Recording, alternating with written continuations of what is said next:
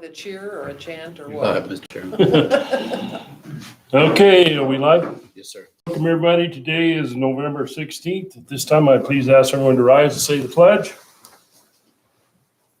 I pledge allegiance to the flag of the United States of America and to the republic for which it stands, one nation under God, indivisible, with liberty and justice for all. Thank you, Dave. This time, I'd ask if there's any additions to the agenda. Anybody have anything? If not, I'd entertain a motion to approve the agenda. I move that we approve the agenda for November 16th. I'll second that. Moved and second. All in favor, please say aye. Aye. Aye, motion carries. Casey's here. Casey, come on up. We're gonna jump right into the bills. We had 5 board orders.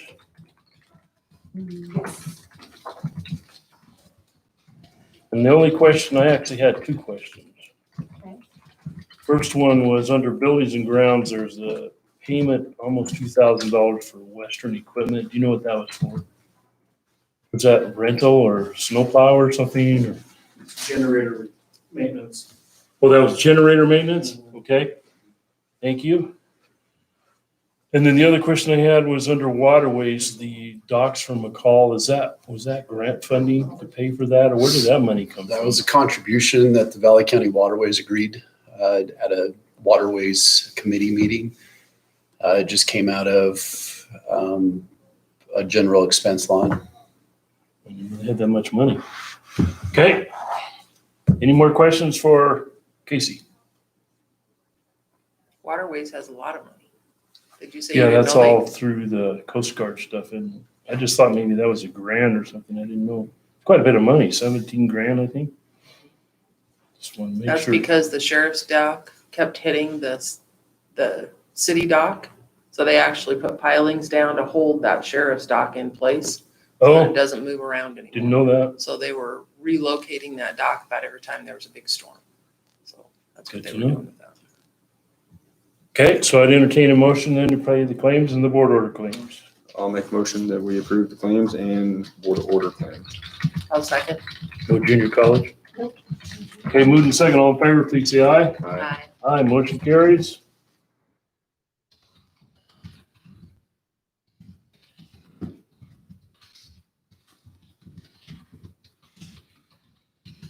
Weekend?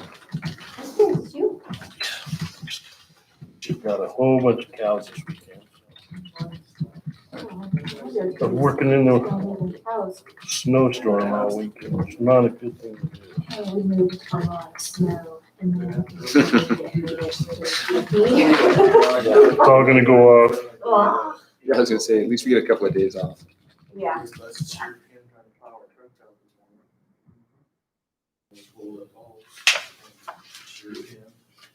I got COVID instead of going to the Oregon coast.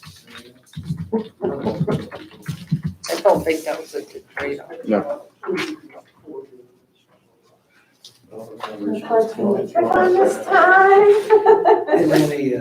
I fought for the plug-in this morning, No, just you're for good. you. You're good.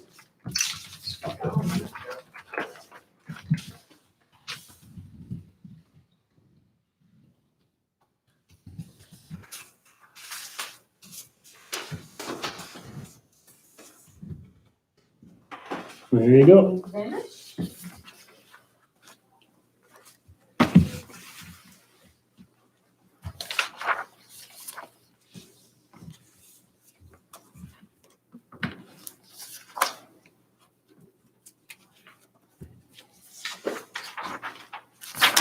I blame you for all of us getting COVID. That was the day we had like 30 claims. Casey, if I forward an email to you, do you mind printing it off? I thought the sheriff would be here to present on the highway grant, but I don't see her, so Okay, yep, and just bring it up. yes, ma'am, thank you.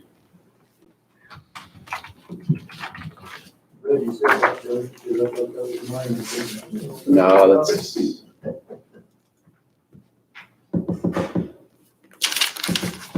that's the only one I did Thank you very not. much.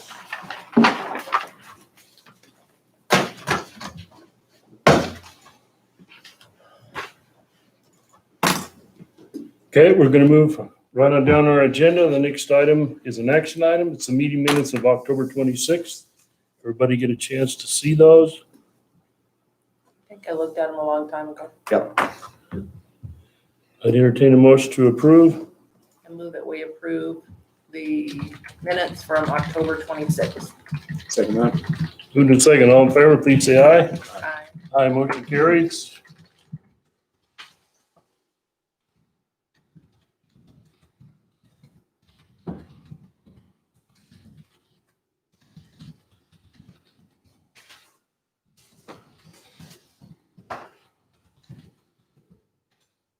Okay, the next item is an action item as well. It's a letter of support for the Health Aging Planning Network Grant.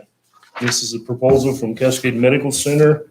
I believe this is a letter of support. A great idea. Anybody like to read it? Different than what was proposed in here. I think we got that. Okay, all three of us signed this, so I'd entertain a motion. I'll make a motion that we sign the letter of support for the Healthy Aging Planning Network Grant. I'll second. Moved and seconded, all in favor, please say aye. Aye. Motion carries.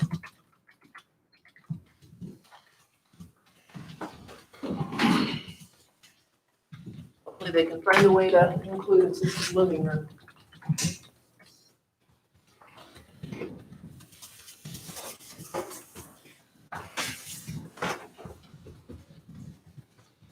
Doug, you want to wait for her to bring that highway grant up? Looks like the sheriff is here, so. Oh, okay. So the next item is also an action item. It is to sign the highway safety fiscal year 21 grant, and the sheriff will turn it over to you. Okay. I think you've got a copy of that. Did you get? Yep. Scanned? Okay, so just need to have signatures if you agree on this. And I'm trying to see how much was it? This is for the different grants that we would participate in throughout the year. So there's not like a total somewhere? Oh, there it is. No, it depends on if you are able to complete all the hours. Right. So each grant, the ones start with in November with the seatbelt grant and then impaired driving and as you can see on the front page. So And you guys write all those grants? Those aren't something that Mary is doing? for those you, or grants you are guys? just, Yeah, they're got already it. written. You just apply for it. Got Just say we want to do this. Yeah. Yeah. We've been doing this for a Long time. number of years.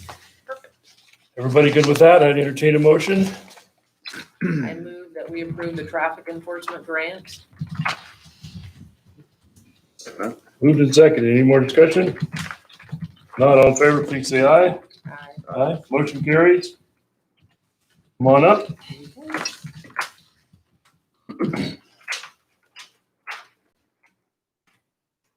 You had a crazy weekend. Yes. Yeah. So I can go ahead and complete the date on there if I can get you to sign. Sure. That too.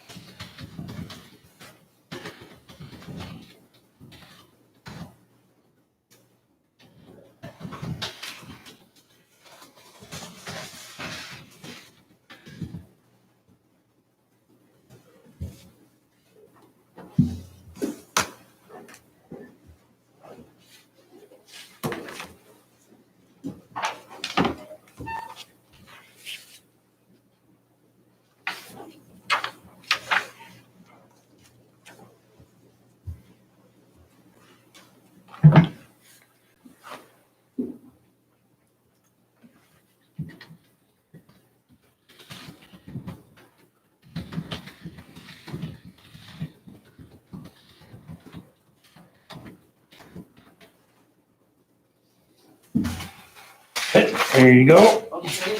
I'm gonna get that Sign back. I'll get that copy to you. Appreciate it, Sheriff. Hey, Sheriff, do you mind? I have something for you. Thank you. Okay, the next item we have is also an action item. It's the MOU for the State Homeland Security Grant. Juan, are you in charge of this one? Yeah. Come on up. How are you guys this morning? Glad to be here. So this is the subrecipient agreement with FEMA and the Idaho Office of Emergency Management for the SHSP funding. The funding that we get for this is allocated by population base, so that's how they determine all the money that comes to the state from FEMA, and then they distribute it by population. So this year, we're looking at $28,658. That is a zero match grant. So when we get a piece of equipment, we use it for mountaintop repeaters. That's what it's allocated for within the narrative of the grant. And if, let's say the grant costs $10,000, there's no cost match to that. They just give us the $10,000 when I fill out the EANs through the state. So this is just the second part of the FEMA granting that goes through my office. The first one is the EMPG, which we signed last month, and this one is the SHSP. So if we could get approval on that and then a signature. Let me Do they see. average our population since everybody comes every weekend? No, unfortunately not. And I've been complaining for years, even before it should be reversed because like Ada County doesn't need as much money as it has. But, we should get more because we have less resources, but they don't, that's not how it works. Not how it works. Too hard to figure it that way, I guess. So do we have a plan for more repeaters? Are we Yeah, so replacing there is this, our plan right now is, and it's still based off what we got off the last emergency manager is when we got all the mountaintop repeaters, we put a lot of them up in the same years. So they're all starting to sunset. They're not breaking down, but there's a possibility that they could.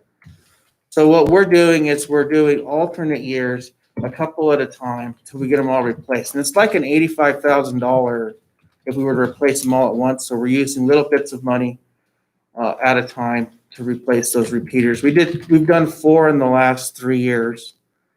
And we're just continuing to allocate that money for interoperable communications with mountaintop repeater replacement. We were really glad or fortunate to be able to get this to Yeah. use for that because there for a while, we didn't have a lot of money to push towards this. This really solved a big dilemma. Well, with the sheriff's office and Kelly, we worked it out to where we're getting a really good deal on these. So that's why last year we were able to do 2 of them.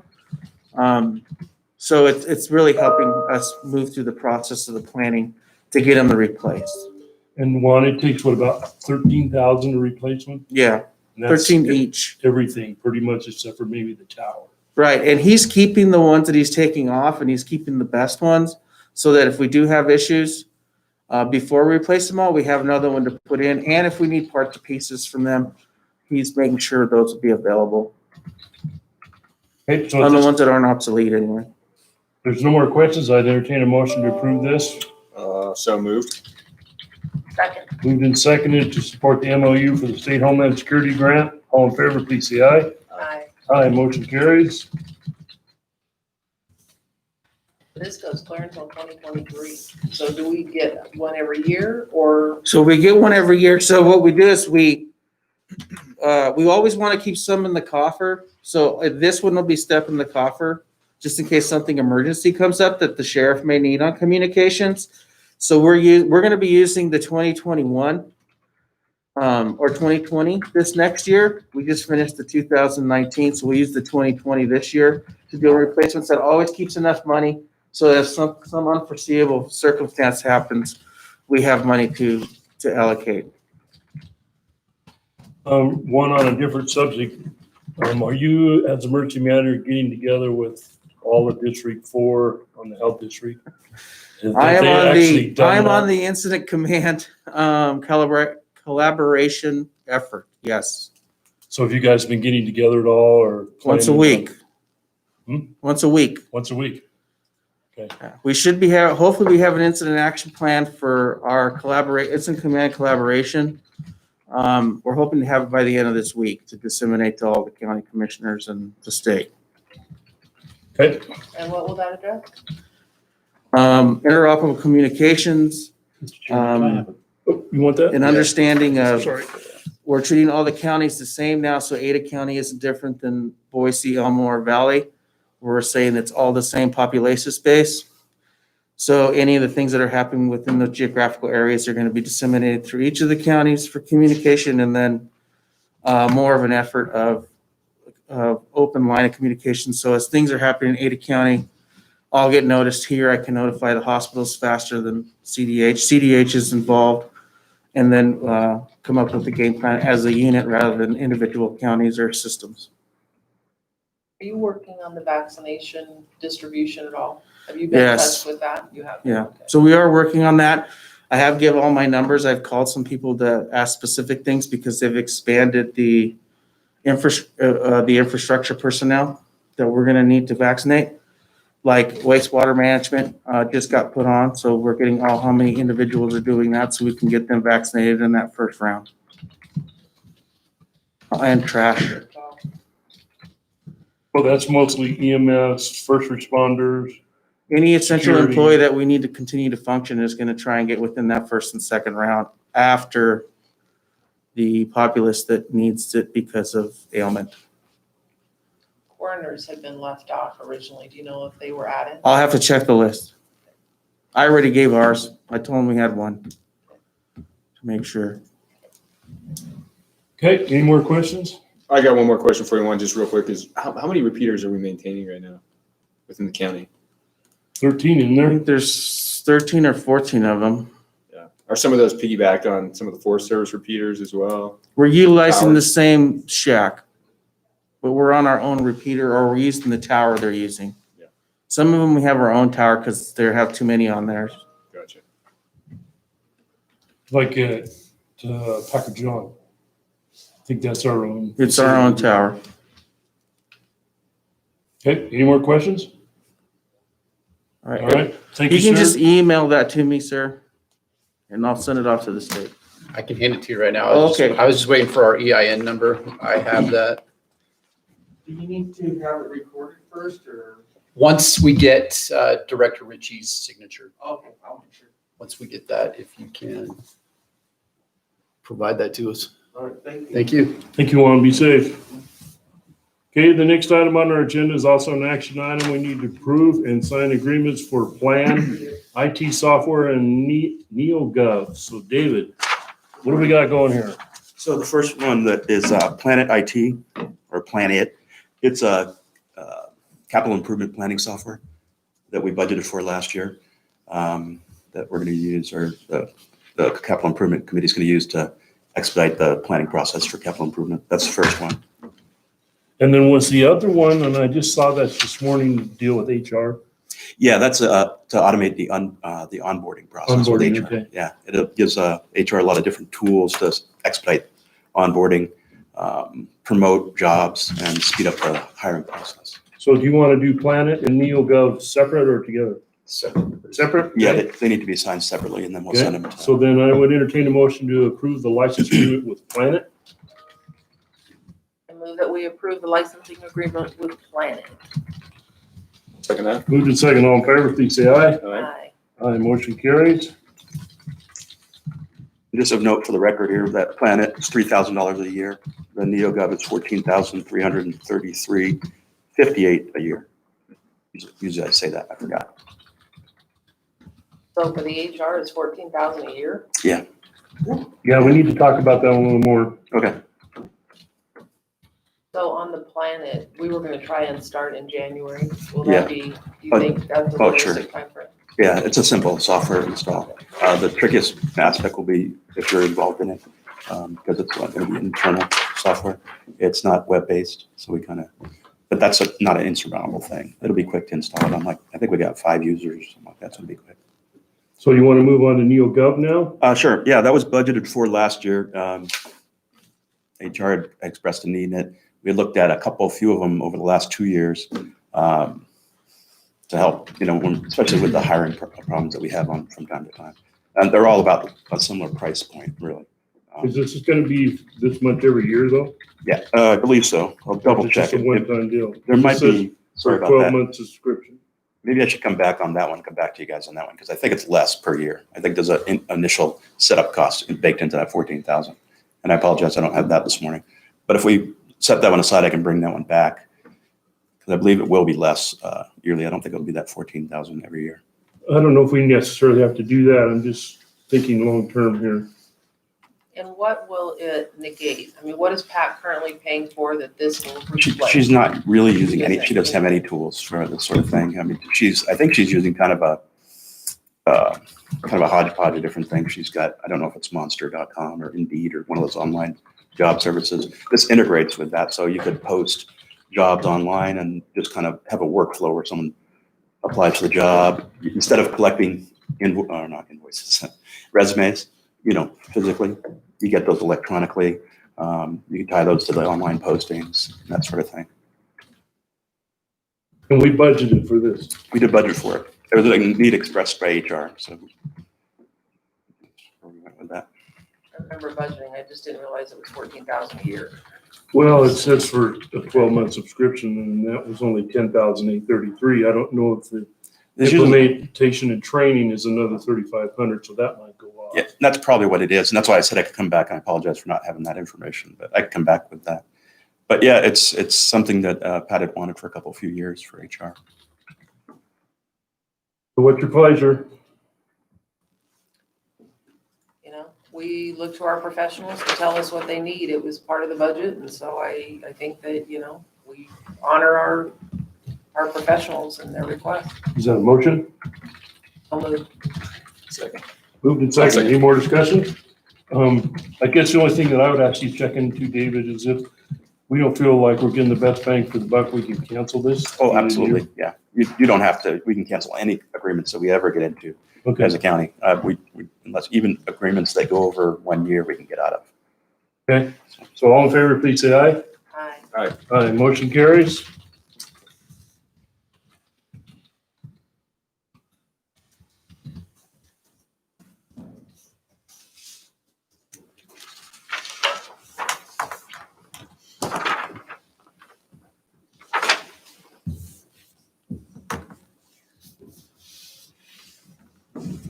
Maybe we, next year for the budget, ask Pat if it's working out like she had anticipated. Yeah, this is something to follow up, see how it goes. You want this? We've started a new process, so they're just going to scan it in Okay. right through the clerk's office.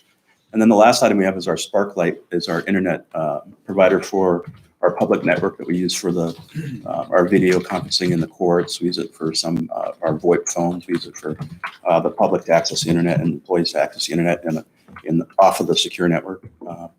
That provides internet service to the road department, McCall Annex, and to the facility here in Cascade. And that's $142.44 a month, so about $1,706.64 a year for that. And David, just so I'm clear on this, today we paid some bills for more VoIP phones.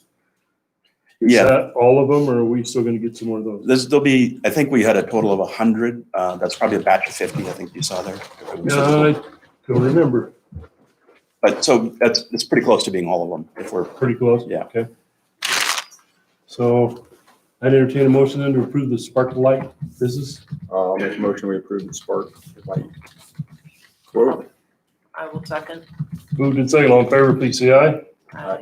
Motion carries. if I It's only could, $144. I don't have that right in front of me. yeah, it's 100 over 10 connection, so it's a pretty good connection. We also talked about going up in speed on that. They're offering gig connection speeds or even much higher connection speeds that we'll probably want to look at as the sheriff's office is moving towards cloud-based evidence sharing, digital evidence sharing, and video from the body cams. Did we approve 200? That was the Ziply connection.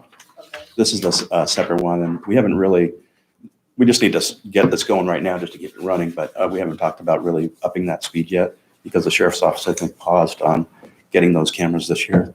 But when they get to that point where they need to be uploading large amounts of video, we'll want to look at that probably and see if they need to up that upload and download speed. So is that on top of the gig that we just bought for 22,000? Yes. That's on top And of that? that's a little bit more, I think. I don't have it right with me, but I sort of remember 34,000 for that. Okay. Yeah, that would be on top of it. That's a separate, it's also a redundant connection if our main connection fails. It fails over automatically so quickly that people don't notice that their main connection is down. The only time you'd notice it is if you're a remote worker. Like the other day, our main connection went down briefly and it switches over instantly, but it'll still break that connection for a remote worker. So you have to reconnect or whatever. But it's a pretty important one. The other thing, if I can add, I'd like to thank Scott and the facilities guys for last Thursday at the last minute going out to the road department, like with just a phone call. It was really great to help us out because we needed some plywood put up in order to get that fiber in there at the road department instead of mounting it to drywall. And those guys came out. I'd like to thank them for that. Thank you, Scott. It was kind of last minute and, right at the end of the day. So they took care of it. Great. Okay, anything else? Nope, that's it. Are we pretty much ready to go all virtual if we get more coronavirus in the facility? We are, and in fact, this morning I was telling, asking Tamara and those guys to make sure that the requests we've already had for laptops are tested for video and audio. That's one of the glitches we had last time. Some of our older inventory didn't have cameras and microphones set up for, video conferencing or whatever. So we're set up, and hopefully Thursday night we got at the annex at about 7. That guy from Zipley came and finalized, not completely finished, but put up the same kind of equipment that they put up at the road departments and networking equipment. So we're pretty close to lighting up those circuits. So we'll have a better connection for remote workers. And we have better security tools in place for remote workers as well. Over the last 2 months, we've been rolling out that EDR product that I talked about, the specialized product for blocking viruses. And then on top of that, over the last month, I've been working on a product that allows us to do vulnerability scannings internally to find out where our weaknesses are and prioritize those. So I think we're in a much better place from a security standpoint and a service standpoint, how it appeals to the end user. Very good. Yep. Nicely done. Awesome. Thank you very much. Thank Any you. more questions? Nope. All right, be safe. The last thing on our commissioner discussion agenda is an action item. It's the LRIP grant application. LRHIP grant application, and this is apparently Jeff. Put Mary on this a couple weeks ago. She got it hammered out. Everything looked good to me. It just needs your guys' signature. This is to update our transportation plan, which is out of date. And, Great West Engineering, okay. Huh? So does parametrics help you with this? think It's it's like Great just West. put an RFP out to Or any just an engineering. RFP? Great West is something to do with track, isn't it? Yeah, I was gonna say that has nothing to do with me. Oh, this is a different one? Sorry. What? Okay. Okay, so I'd entertain a motion then to approve the LRAP application. So this is just for our planning grant, Transportation plan. transportation. Yep. I move that we approve the transportation, or the LRIP grant. I thought it was left and right hip, so I thought it was. Okay. I'll second that. Move to second, all in favor, please say aye. Aye. Motion carries. What did I see, Jeff? We've got so much stuff that's kind of combined from different meetings. I'm trying to figure all Hey, this it's out, but catch-up day, that's for sure. yeah. There was one grant that talked about what future roads we were going to be working on. Is that coming up later today? Or something that talked about Warren Wagon from 55 north to where it's already been approved. Today? I saw it. That's what I was looking for. And it seems like that's part of the Western Federal Lands Grant, which I'd have to go back and check, but it seems like for some reason we weren't eligible this year to apply. It'd be next year. But I have to do some double checking with Delta. there will be a cooperation between the city of McCall and us. And we have that information somewhere, so I just read it. I just Probably under Delta. can't remember which meeting. Sure, are you talking about this list here that you saw? No, I don't that's know what my that is. iWorks road Oh, that's your road, okay. Thank You you, guys sir. don't remember reading that, so. Okay, we're gonna keep right on going today. We got lots to do. The next item on our agenda is a buildings and grounds presentation and a request to make capital equipment purchases. This is an action item. So Scott, come on up. So How are you, sir? So what first thing we're dealing with here? What's that? Where we first thing we're going to go with here? Buildings and grounds presentation, Presentation. a request to make a Okay. capital equipment purchase. Now, what I'd like to propose, with the snow removal and stuff around here, the only thing we have to handle it with is blowers and things, and it's difficult to get around the vehicles and get the berms and stuff cleared out. So I'd like to propose that we purchase a skid steer for the buildings and grounds, so I'd like to do with the snow bucket and forks. With a plan down the road to see if we get a sweeper attachment so we can, keep our lots cleaner and stuff. It's like right now, we have a huge berm in front of the EOC generator. We can't even get into it. We can't move it with blowers, things. We have a big berm in front of our trucks. First thing we did this morning, trying to get it out, hit a ball of ice in there, sheared our pins in the front. So what I'd like to do is have the ability, we come in at 6 o'clock, run the blower down through the sidewalk, put it out into it, then be able to stage it possibly at the corner over here. The snow, talk with Jeff if we could borrow possibly the 1-ton Dodge with the dump bed and, relocate it to the lot over by YCAP. If we keep behind the EOC clear, we could stage snow back there also. Just do a better, cleaner job of keeping the parking lots and stuff. Because we can't do anything with the condition it's at right now. Any of the snow out here, we can't move it. We just Jeff, have- that tractor that we bought at the fairgrounds, does it have a loader? Have you thought about using that? No, I didn't know. Is it we four-wheel had some- drive? Well, we can get and plug it in. It has a block heater. I don't know. If not, we put one on it. $80 probably.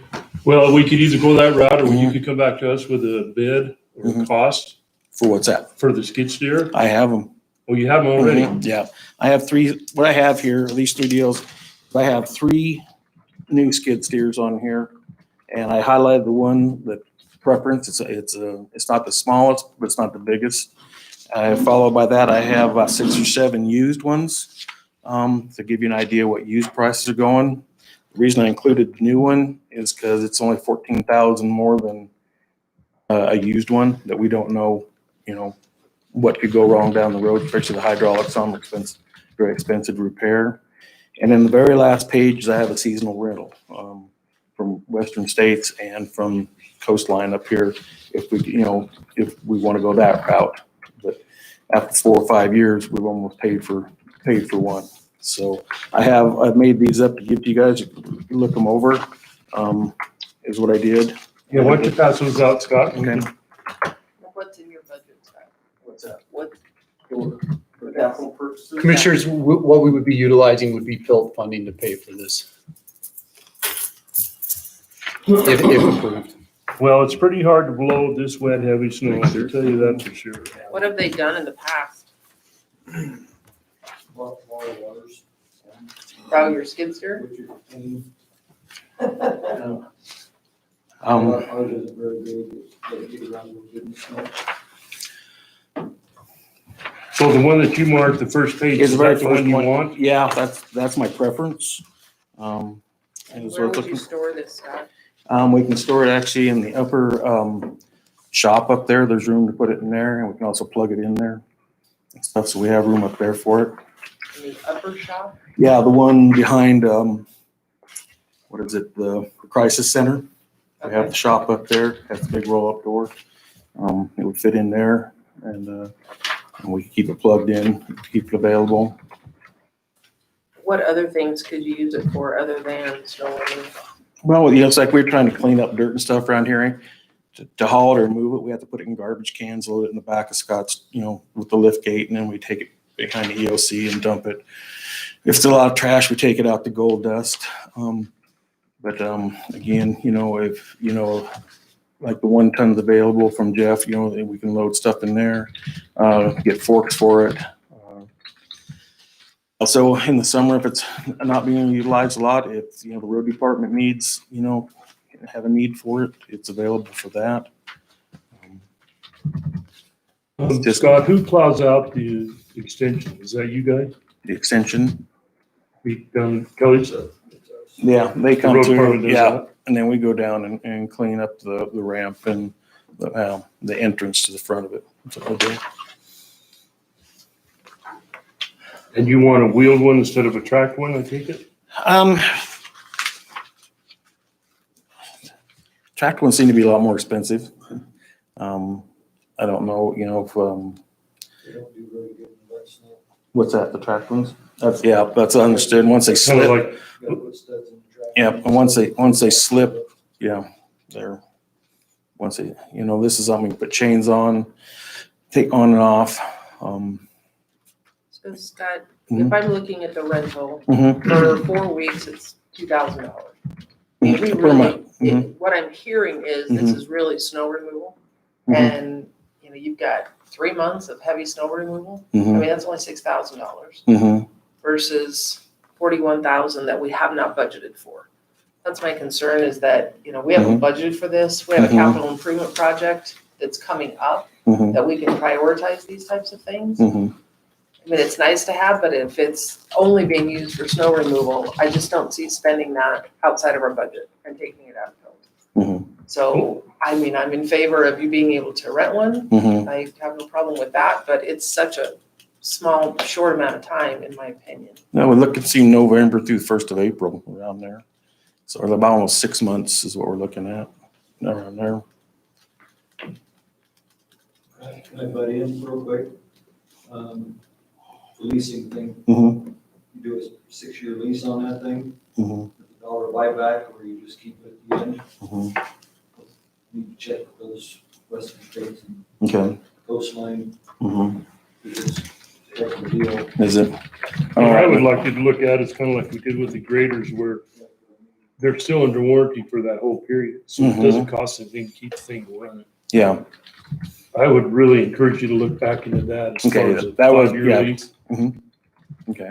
and see if it's, then that's less a year. Mhm. Instead of us having to come up with $40,000 or Mhm. $50,000 now, we could do $1,000 a year. Yeah. It's all under warranty. We don't have to worry about parts and pieces. Yeah. And right now they actually have a 5-year no interest too. If you want to purchase one, so we don't have a huge outlay right at the beginning either. Is a program they have going on. So that's a purchase. Is that also, is there a warranty underneath that also? So Mhm. Yep. that- But aren't those warranties usually only a couple of years? Mhm. It's a full 5-year warranty? Well, you can do a 10-year warranty on it, just anything past. So I'll just bring up Western States, they have a government fail-safe warranty, which basically covers everything. Services are due, they send you the filters. You do your own oil change, but they supply the filters, they're not throwing some off-brand filters on them. Oil samples are paid, and at the end of that 5 years, the last payment's $1. And if you want to trade it in at 5 years, $41,000, it's probably gonna give you a $20,000 guaranteed buyback, where you can take that 20,000 towards a new one, or you just keep the machine. Would you be willing to do that? Yeah. I think we should try that, Scott, just to Look see into if the there's a 5-year. little better deal out there than just buying one flat out. Mhm. Yeah. And then the other question I had is apparently you have somebody that knows how to run them. Yeah. I can run it. You can run Scott it. can, yeah. Mitch can run it. Mitch actually has CDL. He can run dump trucks and anything else too. And Don't stuff. tell know. Jeff that. Yeah. Yeah, Yeah. yeah, Borrow that's your good to employee know. today. Yeah. Mhm. Yeah. He does. So have you prioritized your next year? because there's a lot of things, we got a lot of the outside work done on the buildings this year. Yep. But have you prioritized your expenses for this next year? Because we need to do a lot of painting. Yeah, some that's roof a good one. replacement, Inside, we got a lot of flooring and stuff to do. yeah, a lot of bathroom remodels, and so this is a higher priority to you than some of the other things that may be prioritized for your budget. Well, it's right now, like I say, we kind of need it right now is kind of what I'm looking at. You know, what kind of sparked, I saw some used ones that kind of got me thinking along this line because we can't go out and shovel this and clear, you know, it's just, and once it freezes, It's there snow until blowers, April. we don't have the physical capabilities to deal with snow other than blowing it off the sidewalks. I'm just curious what they, Mhm. you guys had problems in the past, and how did they take care of it in the past? So usually, Scott's new, Mhm. usually Scott Young or Mhm. somebody would call me, Mhm. as my loader was making the rounds. Mhm. If they didn't clean it up that morning, Mhm. we'd kick them out there on the way back, especially from that generator door. Mhm. Stuff that's in tight to the building, we can't do anything with that stuff, or it's just too big. Usually we end up with berms. Yeah. They're there all winter long. So I think it's a great idea. I just think we need to figure out a little more Okay, yeah, cost-effective way to do it. So get back to us, look at again this week and then get back to us next week. yeah, I can talk to him. And then I think in the meantime, if Mhm. Jeff's willing, maybe you could use a little tractor to get some of this stuff now if it's really in your way. Mhm. We bought it partly with the 4-H and part ours, so I think we can use it. It's supposed to be able to be used by us also. And you may find that it works great and you don't need one, but Mhm. give it a shot. Okay, That's all right with you. yeah, it is. Yeah. I'm just Okay. trying to figure, you know, because you got 360-year-old guys out here trying to shovel snow. Yeah, I It don't work. know. It don't work good. Yeah, I You know. know, And they're doing that. So it's you know, I'm trying to keep, you know, opening for the propane guys to get in and stuff. You know, so Hey. I'm just trying to look at something. We'll We get can back to fit some- with. I will. And then if there's something else we needed to look at. Consulting agreement for professional services with Great West Engineering. Mhm. What is this? This is the solid waste study. I Oh, guess it's been budgeted for. And we've already started down the road without having it signed because of the COVID and stuff. We're a little behind on it because but did we already approve this? yes, I understand it was improved in last year's budget to do this. But we haven't voted on it. Not for the agreement. Mr. Okay, Chairman. okay. Okay. Everybody good on this? So it's for a rate study. Well, it actually it encompasses basically our whole, how we run the whole thing Okay. is what it's doing. And I think it's great. It's gonna kind of help us with maybe keeping stuff a little more organized up at the MRF and cleaned up. And Yeah. I think that's gonna be a big benefit too. So I entertain a motion to approve this. It's for $24,940. I'll make a motion that we approve the Great West Engineering consultation or consultant agreement. I will second. Moved and second. All in favor, please say aye. Aye. Aye, motion carries. Would you say the dollar amount was 24? $24,940. And Doug, that was in the budget. It was, yes, ma'am. Does that also include the recycling program or is that just? They've looked at it, yeah. We've already done the walkthrough, gone to the recycling, the bailing center and up to the main site. And we spent about a half a day with them looking at things and stuff that we did. So where are we on the recycling center itself? Jeff laughs. Major did last week. Yeah, I mean, the fence is done, the trailer's there, power to the trailer will be hooked up tomorrow. It's planned. The lights, they won't be available the first week of December. Now, Those are the lights on the fence? the lights, yeah, go on the poles. And we need, you know, I don't know what we can do, if we can run on this as a base, what we have now, because we have no road done or in and out in the interior or anything right now Yeah, things are good enough to run on. for this winter, you think? Start plowing it. Okay, so you don't think we need to travel or anything, the roadway?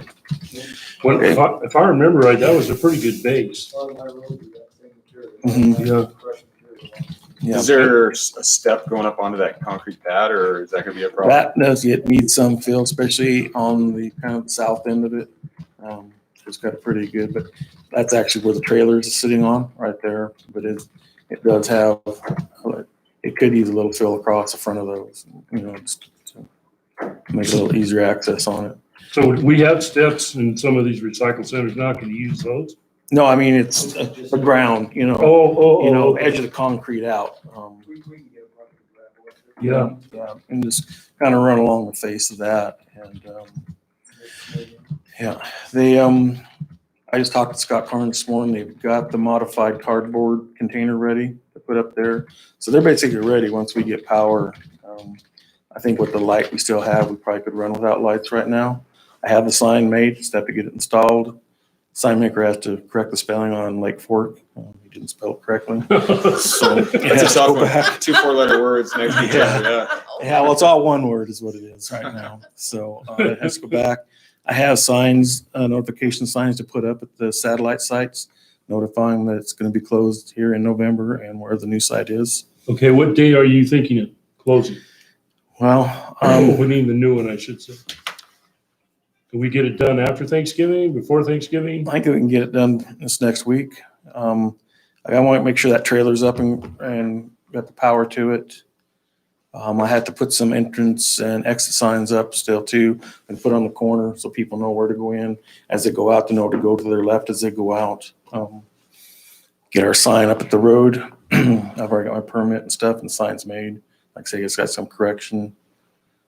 So if we pick December 1 as the opening date, would that give you plenty of time? Yep. And then Jeff, you guys can come in and tear down those facilities in your leisure. These other 3.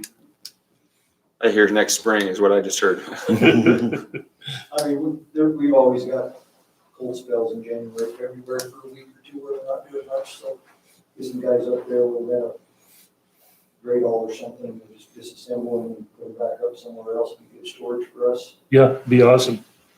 At least save the material anyway and put it up next summer or sometime.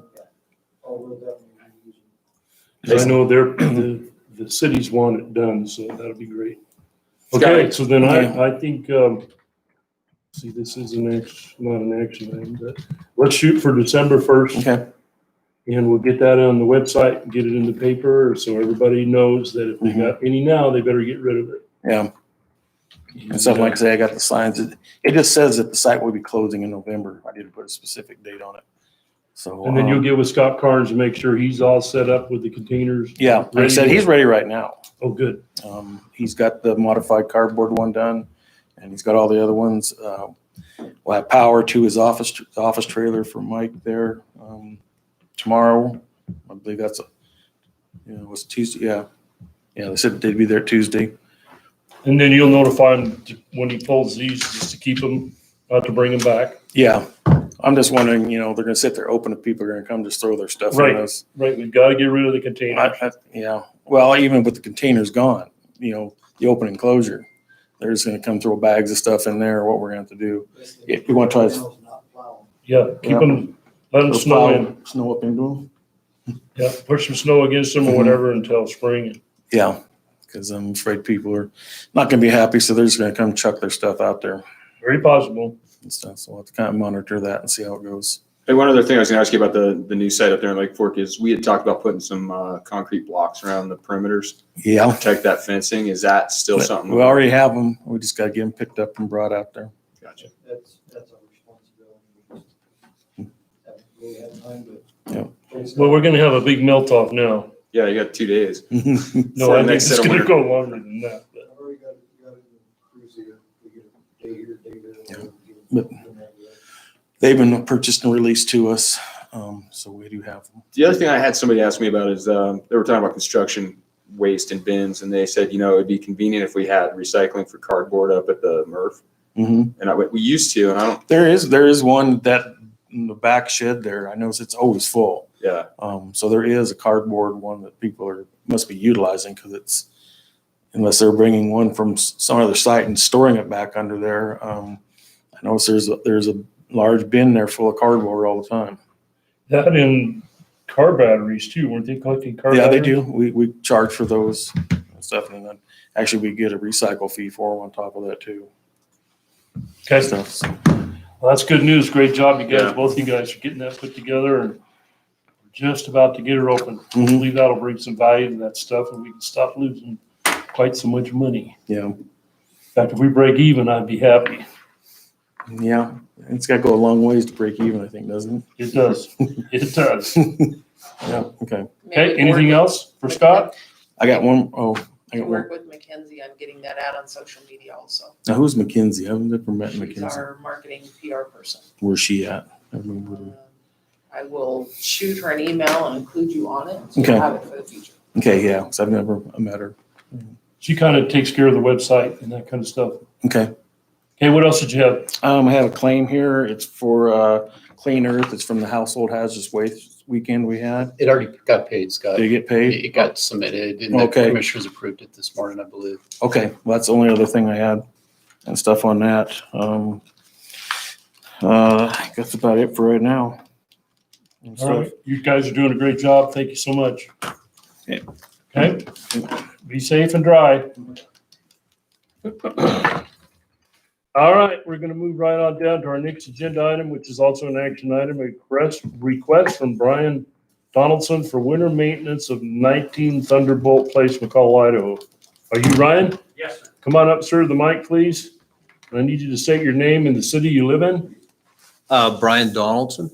Right now I'm living at the McCall RV place in McCall. Okay, in the call. Thank you. Go ahead. So my request is, I have a house. It's going to be our permanent home.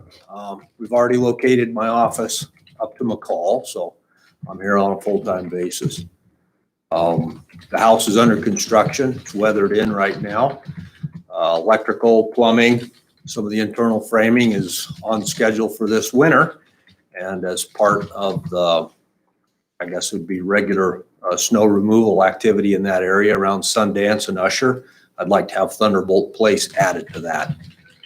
So when they do those other two roads that are adjacent to this place, that they would do this one also. That'd let me keep building throughout the winter and should have a summer occupancy.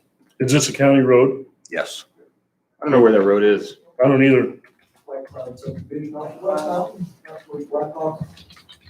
It's the only road in the White Cloud that comes off of, the only dead end cul-de-sac Right. that comes off of West Mountain Road. How long a road is this? 400 or 500 yards I'm maybe. gonna say probably 4 maybe, big cul-de-sac at the end. Are there more lots that are sold or selling than that? You know, I suspect so. There's been an awful lot of people stop by and let me know. But as far as under construction on this particular road, mine is it. Jeff, what's your pleasure? It's like the fifth lot in, it looks like. I mean, kind of up to you guys, but we've never really kept roads open for houses under construction. They've usually got to be in residence before we start plowing. But it depends on what your guys' pleasure is. Normally, we don't do this. We can't afford to take on any more, so that's the rub right now. Sir, have you got it up there on a map? I do. So tell me which ones are being plowed, Joe? Usher and Springfield are both being. Everything in White Cloud except for there's this, so if you go to the second Sundance entrance, one closest to Black Hawk, it's the second road to the left is the only one that's not plowed in there besides Thunderbolt. Haymaker or the service road. So there is no HOA in there. Moonbeam's plowed, Haymaker's plowed, Okay. Angel something. So this was turned over to us with a road maintenance agreement that we would plow these. It's not an HOA. They were being plowed when I took over, so I'm not sure. Yeah, they're county. Just county, you all need time county to maintain roads. So we have within the county that you can have a county road without it being maintained. And so that's what sometimes the HOAs are responsible within those subdivisions in order to maintain their own roads.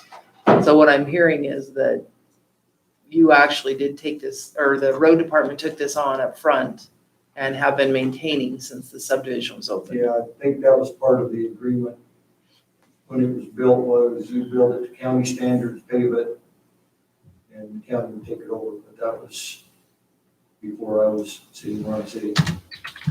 So, in Thunderbolt, we took over, Haymaker when there's a house got built in there, we took on Moonbeam when a house got built in there, but I don't know who decided. I remember talking about that about 4 or 5 years ago, that we figured if they cleared a pavement, that we would take it on. Because it wasn't gonna cost us much to maintain it in the summer. So there wasn't a lot of summer maintenance costs to it, so we would take it on in the winter. That was the justification then. Right. I mean, to give you an idea, Comfort Court, Carefree, we had those people maintain their own road, like this gentleman's doing, he's building. And this year we were told, when you take residents, we will start plowing it. They took residents and now we're plowing it. That's what I remember also, Jeff, that I was thinking it happened like last spring, right? Comfort Court, yeah. And you're still building, and that's the rub then, isn't it? You're gonna have another one shortly for the same type of deal. They got roughed in, weather tight. They're gonna work on the inside this winter, and we just got that request this morning from another. Brian, who's plowing it now? I am. You are. Can you continue to do that until you moved in? I can. I think that's the only fair way. My concern is that we start a precedence here of unfinished homes getting plowed out. It's gonna bust us financially. Yeah, I understand. It takes me about a gallon of diesel and about an hour to do the job, so. Well, and as I say, I feel like we set a precedent last year, and I don't know what goes back beyond, 2 years ago with my tenure here, but we set a precedent last year in Carefree where we told them as soon as they took residents that we would take it on. So next year, I need to send in a request for next year or just through the CO Just process? get with Jeff and Okay, let Jeff know. You'll get an occupancy permit, which you'll need to show to him, sure. and that'll get it started. Okay, so That good work? enough. And welcome.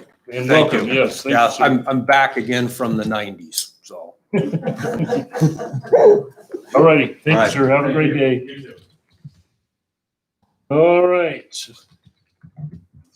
We've got about 3 minutes until our next agenda item, so if you need a break, now would be the time to take it.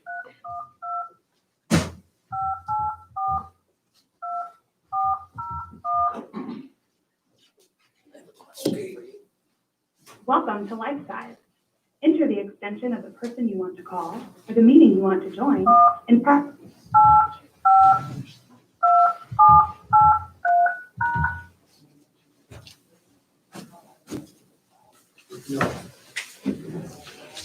Joining the meeting.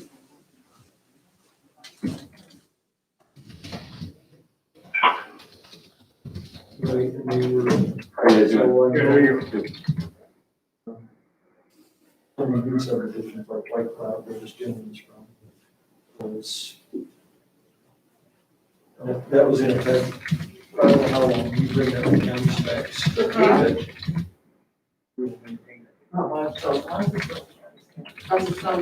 That, Yeah, it was great here until it started raining. About the same everywhere right now. I was enjoying it, and it was like, whoa, no rain. And that's everything. There was something, I don't know if Doug can remember or not, but something years back. You bring it up to county specs. Yeah, they opened up. Commissioners Oh, is accepted it? some roads You go that down. shouldn't have been accepted. I didn't. but in 12 years ago,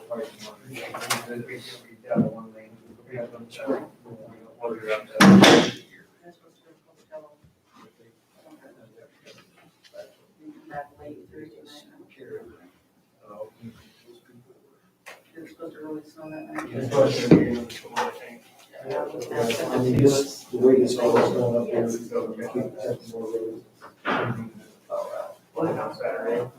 Because all my guys, they're maxed out at 10 hours on the rounds now, so. yeah, These little roads like the one Mr. Where you Johnson was talking about. Wisconsin.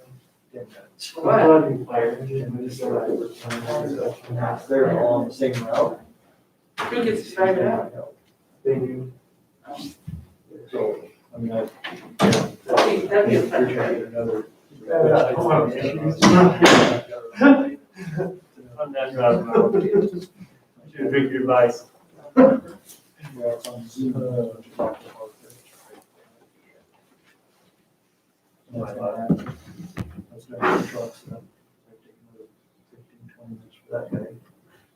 Both these guys are new.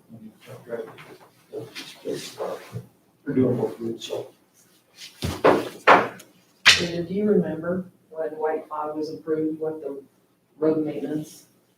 Did they build that road to county spec and that's why we're making?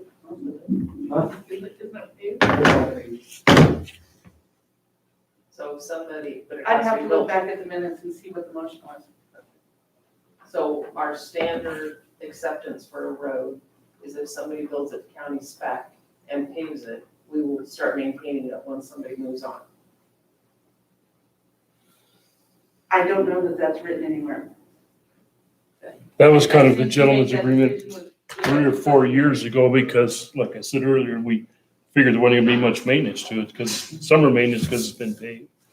We're gonna need to get something in writing, because we're gonna start getting legal issues if we're doing one thing one place, and something else someplace else. Right. I think that might be your policy, but I've never seen it in writing. And I know that we make that decision with each subdivision. When we look at the And if subdivision that ordinance, subdivision was out in Yellow Pine, would you make that guarantee? like, how do we do something one place and not somewhere else? I mean, where's the legal challenge to that? I challenge that. So we've gotta get in our subdivision ordinance someplace, something that makes sense. All right, we're gonna move on down to our agenda. Our next item is not an action item. This is a consulting presentation by Galena on impact fees. And Steve or Garrett, who's presenting this one? Who's presenting this one? It's Supposed to be. Galena Consulting. I believe she's on the Oh, she's on the teleconference. phone? Nobody told me she's on the phone. Who do we have on the I'm phone? on the phone. Hey, welcome. This You, is Ann Westcott. Suzanne? And Oh, Ann. Ann, Ann, thank you. yes, with Galena Consulting. And the chief has asked me to give you all kind of an overview of impact fees in Idaho.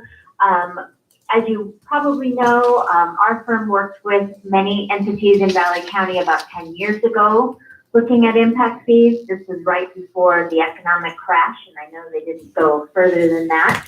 But there are a lot of new people, new types of development. So I wanted to just start with kind of an impact fee 101. Please feel free to interrupt me as we go along if you have questions.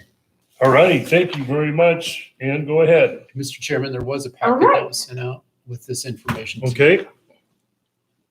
Go ahead, Ann. Yes, you should have this presentation as well in front of you. What are impact fees? I think there's always been a lot of misunderstanding throughout the state. Sometimes people, it's important that we clarify what we're talking about. Impact fees are only paid by new development as a condition of permit approval and only to support capital infrastructure needed to serve that proposed development.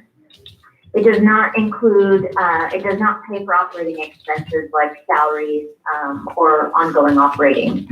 The fees are calculated to cover a proportionate share of the fees of the capital costs for the infrastructure. So we can't just have development pay the cost of every capital item we do in the future. What's really important is that we determine what part of all new capital that we need is necessitated by growth versus what part of it is an ongoing operational or replacement of existing infrastructure need. On the third slide, we talk about 3 different types of capital spending, and that's a really important part to get our minds around which parts are eligible for impact fees and which are not. The first one, repair and replacement of facilities. So if you have a road that's already failed, if you're completely out of space in your sheriff's office, those are repair and replacement, and that's not impact fee eligible because it's considered an existing deficiency. Number 2 is betterment of facilities. So you might be out of space in your existing sheriff's office and need to replace that office, but you also need to make it bigger to house additional deputies to support future growth. And so part of that project would be impact fee eligible. But expansion for facilities to accommodate new development is entirely impact fee eligible, and a perfect example of this would be a new fire station. So if you needed an additional fire station because of growth, whether it's because of the increased number of calls or because of the geographic spread between areas of development, then that station would be 100% impact fee eligible. On slide 4, some important things to know about the Idaho impact fee statute. A lot of people are afraid of this statute, but it's really not that much different than any other state's impact fee statute. It does have a unique difference from some of them, however, in that first bullet. Idaho legislature requires that we have a development impact fee advisory committee. The majority of members have to directly represent development, construction, real estate, title companies, insurance, banking, etc.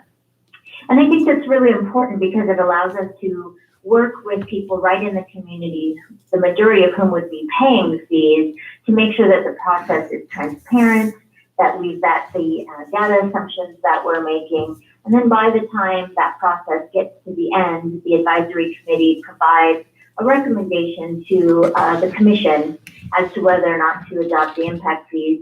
And in the 20 years that I've been doing this, I have never had an impact fee advisory committee that didn't come to a unanimous recommendation for fees by the end of the process. I think that's better than showing up at a public hearing at commission and then having everyone freak out. The next part about the impact fee statute is an analysis of current infrastructure standards. So impact fees can't make things better. They can just keep them from getting worse.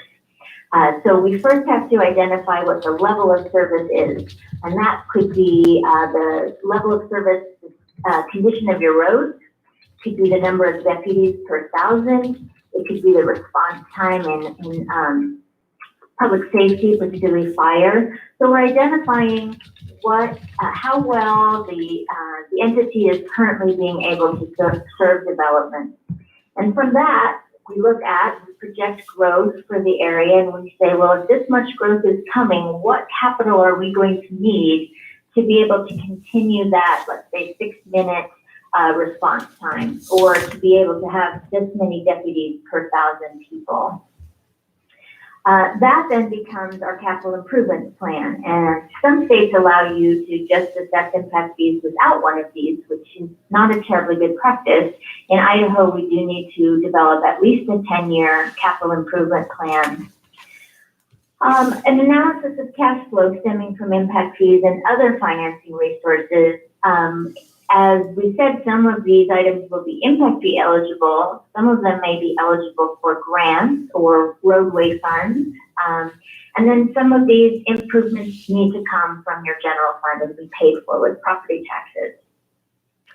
Implementation recommendations, we always provide to our clients through their legal counsel, a list of how within the adoptive ordinance, you'll be talking about how impact fees are credited to developers. For example, if a developer, through their development agreement, is asked or agrees to donate a parcel of land or to widen part of a road, they won't also pay impact fees for that same project. So there are measures for them to have credits.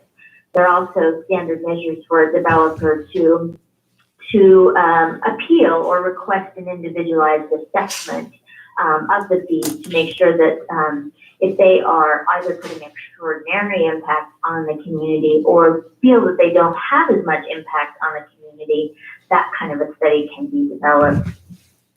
Now, the revenues need to be used within 8 years. There's an exception for extraordinary circumstances. Of course, the statute does not tell us what extraordinary is, but I have never, again, in 20 years, had a client unable to spend their money. So what's important is that we identify what our needs are and we keep track of these expenditures with our revenues over years and make sure that we're not just sitting on money and not expending it.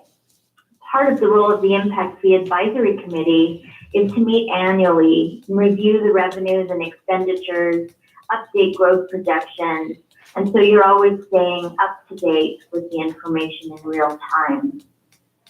Then also cities and counties can collect fees on the fire district's behalf. Fire districts are enabled to have impact fees, but because they don't issue building permits, they don't have a point where they can collect the fee. So the statute does give us an avenue by which the county can collect and then distribute those funds to the fire district for their capital. Do we have any questions so far on this part? I do, Ann. This is Sherry Moppin. So the preparation Commissioner. of the CIP. So we are going to be undergoing this with the county as a whole. Does this need to be a separate, sole and separate CIP for the fire districts? Or can the fire districts be included in the county's CIP? Well, very good question. When we do impact fees, we develop the CIP as part of the entire process. So we would develop a CIP for each separate department that is going to be assessing impact fees.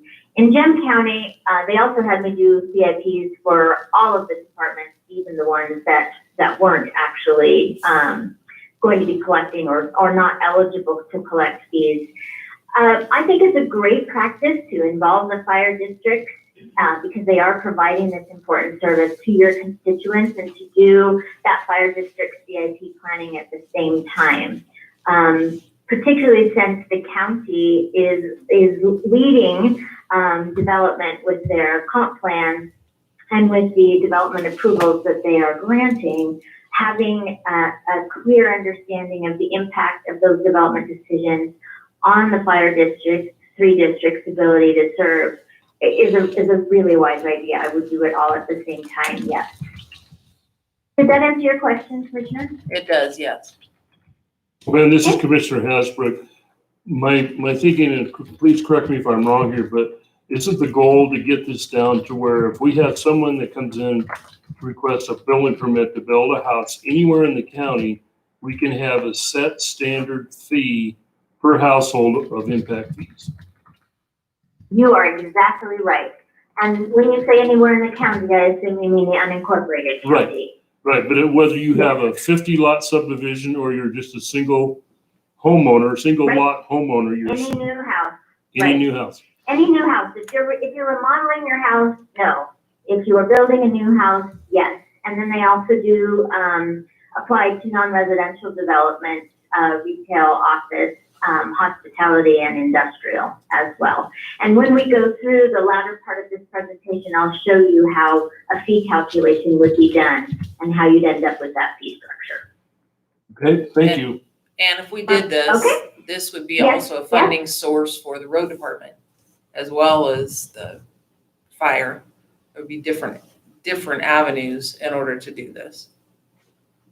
Yeah, I'm and sorry, years, Commissioner, I missed the first part of that.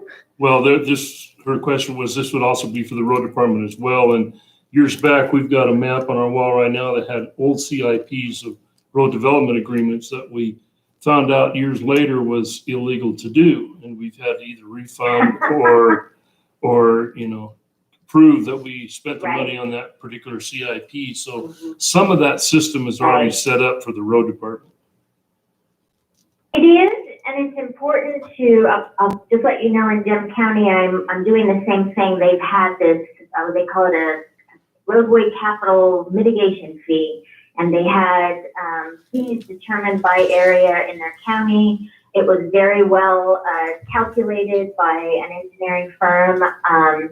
It's just that, in Idaho, you can't just arbitrarily come up with this study or these fees without going through this impact fee process, because that is, in essence, an impact fee, a de facto impact fee. So if you already have that kind of a system, what I've done for Gem County, I just finished last night actually, was to start anew for the roads department, develop a capital improvement program the way the statute says it should be developed, and then go through the calculations. And the wonderful, very nerdy part of me was excited to find that the fee that I came up with was very close to the fee that they had been assessing, but it had been done in a completely separate methodology that was consistent with the state statute.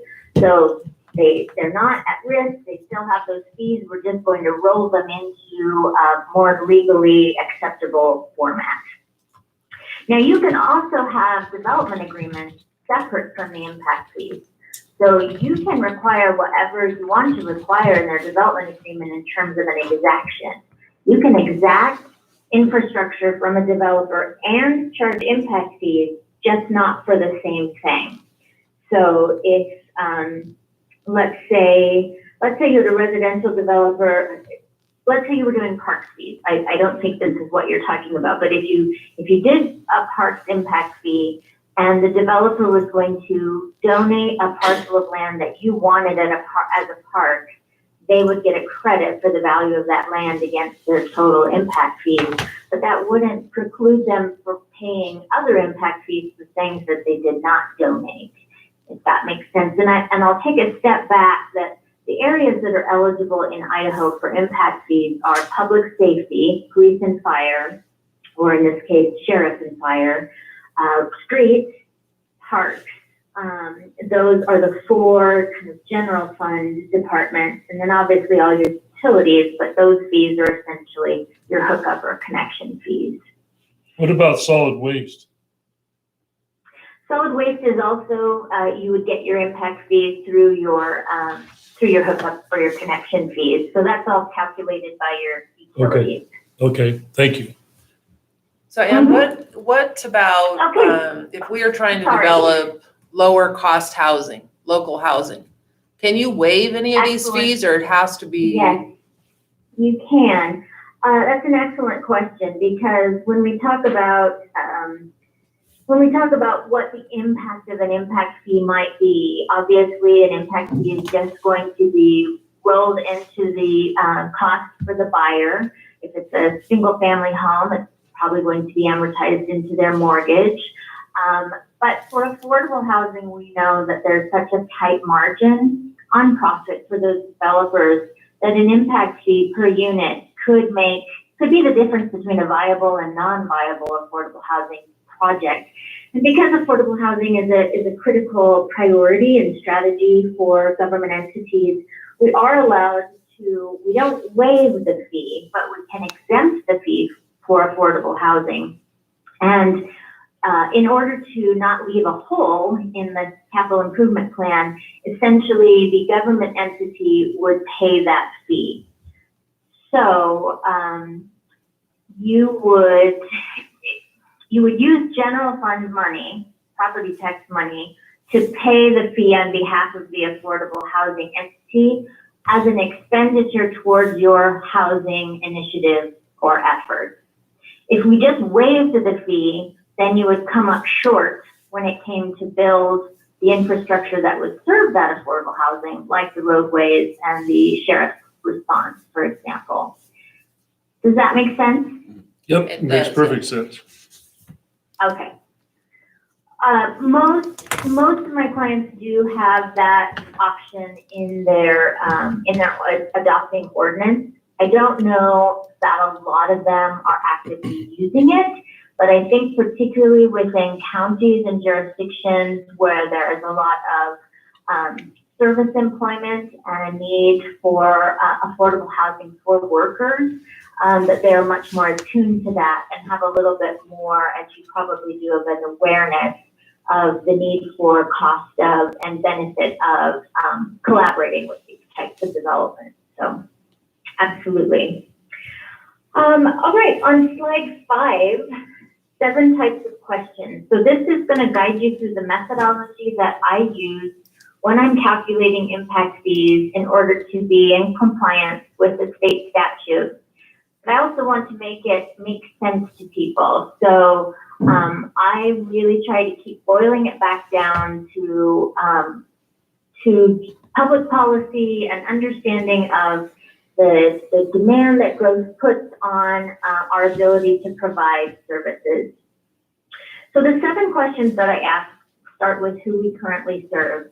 And that identifies your population, the number of houses, and the number of non-residential square feet that you currently have in the county. Then I'd say, what is the current service level? So you would tell me we have this many deputies per 1,000. This is our congestion index or our road condition, our level of service on our road system. And then each fire district would say we can respond to a call between 6 and 7 minutes, 90% of the time. I'm making these up, but those would be the levels of service. And then I would ask, all right, well, what current capital assets do you have that allow you to provide this level of service? And so that would be all of the lane miles, the bridges, the culverts, the roadways that you have in your system. It would be all of the infrastructure and patrol cars that you have for the sheriff's office. It would be all of the fire stations and the engines and large ticket item capital equipment for the fire districts. And so we would end up with a list of these inventories. And then I will ask, how much have existing residents paid in? So essentially, I'm going to take, let's say, the fire department's assets, and we're going to divide that by the number of households that are already within that district. And we'll be able to say, well, every household in this district area has already paid into the value of the assets. Maybe each house owns $700, for example, of the fire district. And that's just a good way for us to remind ourselves that people have been paying for infrastructure throughout all of the growth of the county. We just now have gotten to a point where, as you know, even if the county continues to grow, you are not measurably making enough incremental property tax revenue to cover both increasing operations and increasing capital. Unless I'm wrong, if Valley County has figured out a way to get more than, it's 3%, let me know, in which case this is not relevant. But most of our Idaho jurisdictions obviously are finding that growth is now putting a pinch on their ability to continue to fund ongoing operations if they're also having to pay for capital. And we're finding that our constituents do not want to have their property taxes used to pay for capital for growth. So after we've identified those first 4 steps, then we look forward. We say, who is coming? Based on our comp plan and census data and all of the different districts' building permit history, we determine an estimate of how many new people, new households, and new non-residential square feet we're anticipating in the next 10 to 20 year period. Then I sit down with each of the department heads or the chiefs and I say, all right, if this much growth is coming, and it's particularly also important within a large area of a county to identify where we think it's coming, what infrastructure are you going to need to build or buy in order to keep that level of service? So for a fire district, I will say, it looks like you're going to have 30% more houses in your district, and they're going to be located in this area that's not very well served by your existing station. And the chief will say, well, we need a new station and we need an engine and a brush truck there. And in order to, if we have that new station, an engine and brush truck, we'll be able to keep that 6-minute response.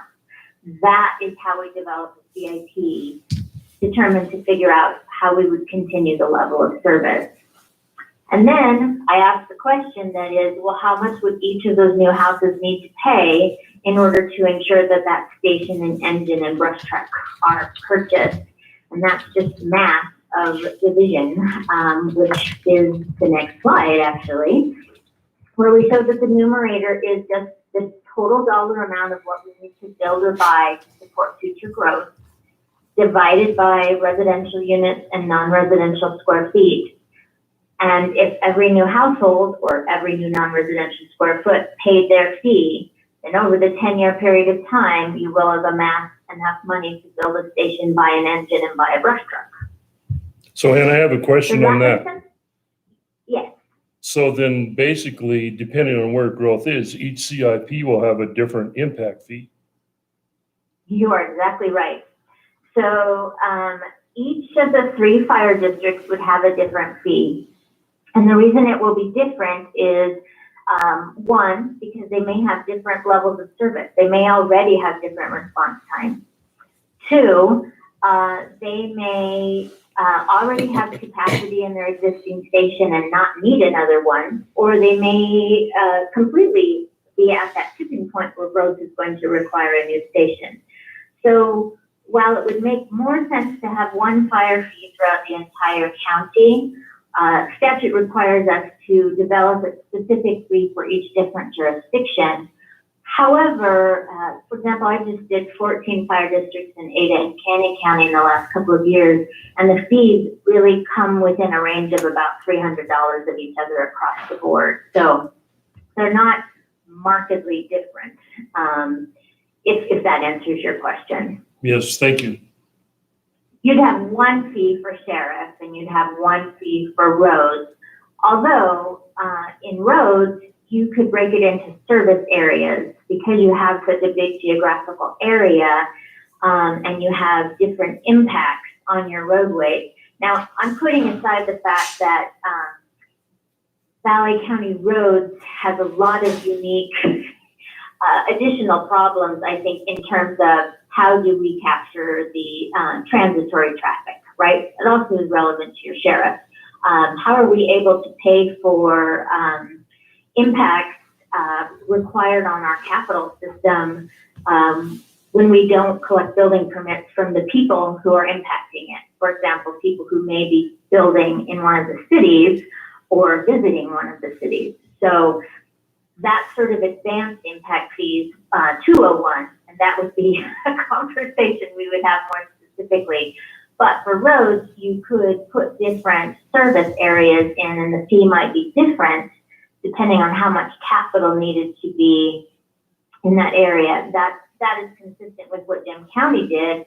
So the fee was much higher in some of the areas that still needed roadway widening, but there wasn't a lot of growth, versus roads that needed widening and there was more growth, because it's just an outcome of that division problem we talked about. Sometimes it does make sense to have separate service areas and sometimes it does not. And so as we do an impact fee process, we might run it both ways and have a conversation with elected officials about what most aligns with your strategic priorities and your experience of your community.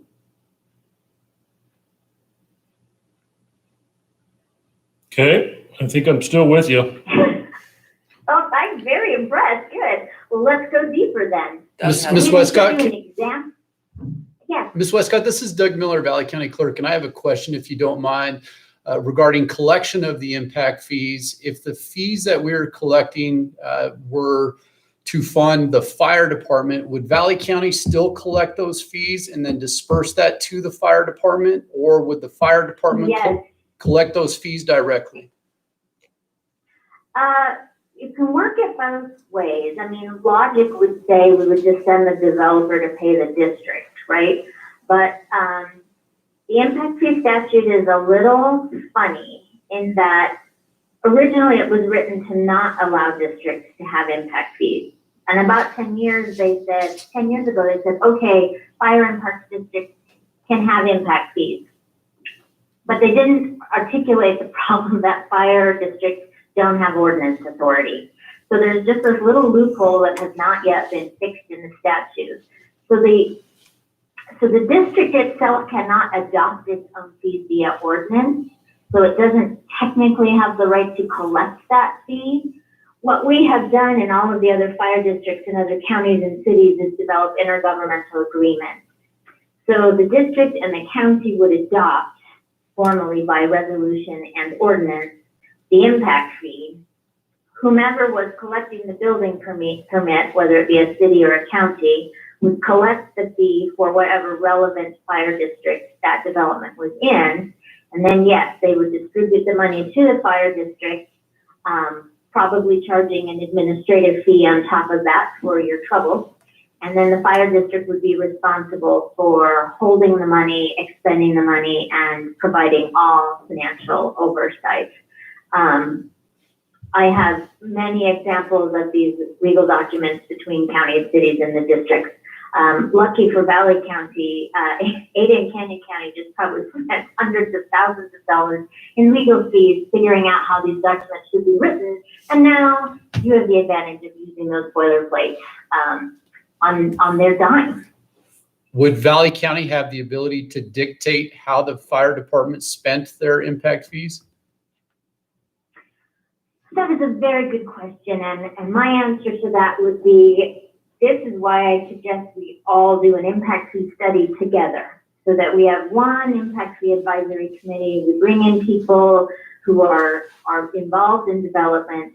We have all of the elected officials, including the fire district commissioners and the county commissioners, and if cities are involved, those parties as well. And we really develop a capital improvement plan for each of these entities based on this overall comp plan vision that we have for the county.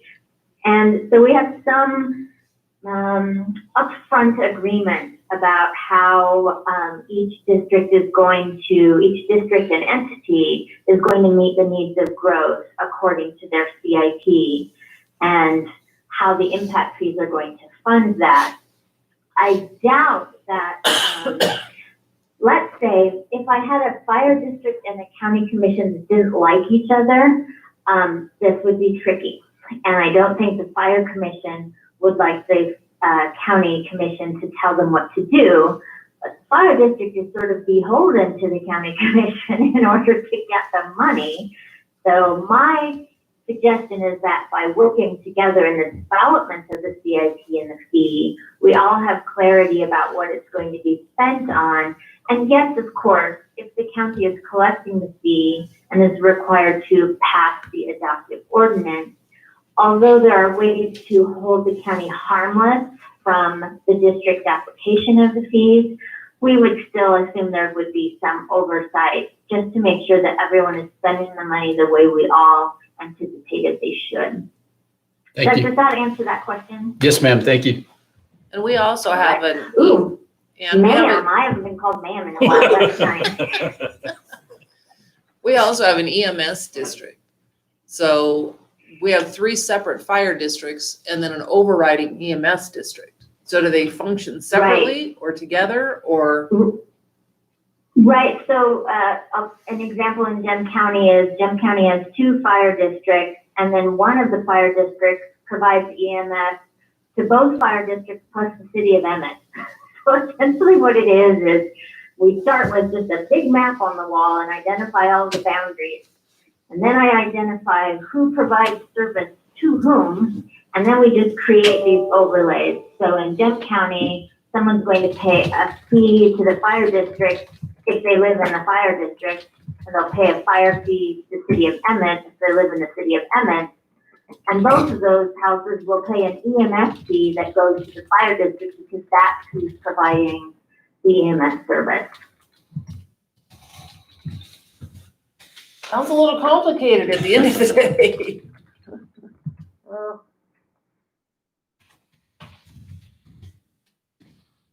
Did I miss a question? I can't hear very well. No, I think we're good, Ann. Okay, all right. Well, let's go on to the next slide. I'm going to give you just a quick example. This is actually the Caldwell Fire Department and Rural Fire District. So you won't have the same situation, but in places in Canyon and Ada County, the rural fire districts are actually served by contract from the municipal fire department, and that just gives another layer of confusion. But let's just pretend that this is the Caldwell Fire District, which it is. But the first question I talked about is we need to know who's already here and who's coming. And so in this example for Caldwell Fire, showed the population, the number of households, and the number of non-residential square feet. And then we extrapolated what we estimated would be coming in 10 years. And that gave us an understanding that we were looking at almost 12,000 new households and 3 million new non-residential square feet. My second question, remember in those 7 questions, was then what amount of capital do we need in order to be able to provide the level of service? And the level of services did not write down in here, but I believe it's 5 minutes. So in order to provide 5 minutes response to the 24,000 homes that are already in the Caldwell Fire District, they need all of the inventory that's listed on page 8. So there's about $23 million worth of stuff, including 3 stations, a training facility, 6 engines, a bunch of other apparatus, and equipment. And that allows them to provide that 5-minute response to the existing population. And then remember I said, it's interesting to know what the existing population has already paid into this system. In some states, actually, you can just stop here and use this as your impact fee. You just charge the next guy what the last guy paid. But Idaho doesn't allow us to do that, and I think it's important because we need that discipline of looking forward in our capital planning. But just as a double check, if we take that $23 million inventory, we break it out by the proportion of users that are residential, 89%, non-residential, 11%. We divide it by the number of households that are currently being served, 24,678, and those 7 million non-residential square feet. Every existing house has already paid in $837, and every non-residential square foot has already paid in 38 cents. And we can't use that to identify what the impact fee is, but we're going to say in a minute how I use this as a double check to make sure that I'm not over collecting from development. Or under collecting, that at least I can explain any difference that might come out against this number. So this is the really important part on page 10 is obviously the development of the capital improvement plan. Now I should say that since my original background was in budget development and capital budget analysis, I feel like if we're going to go through the CIP planning process, we shouldn't just be talking about those things that are impact fee eligible. If we're going to do this, we should end up with a CIP for each department that shows the elected officials every capital item that is forecasted to be needed over the next 10 years. And then identifies the different revenue sources so you know how much will come from impact fees and how much you need to be prepared to pay out of your general funds as well. So in this case, in Caldwell, they said, well, if we're going to manage all of that new growth, we're going to need two new stations, number 3 and 4.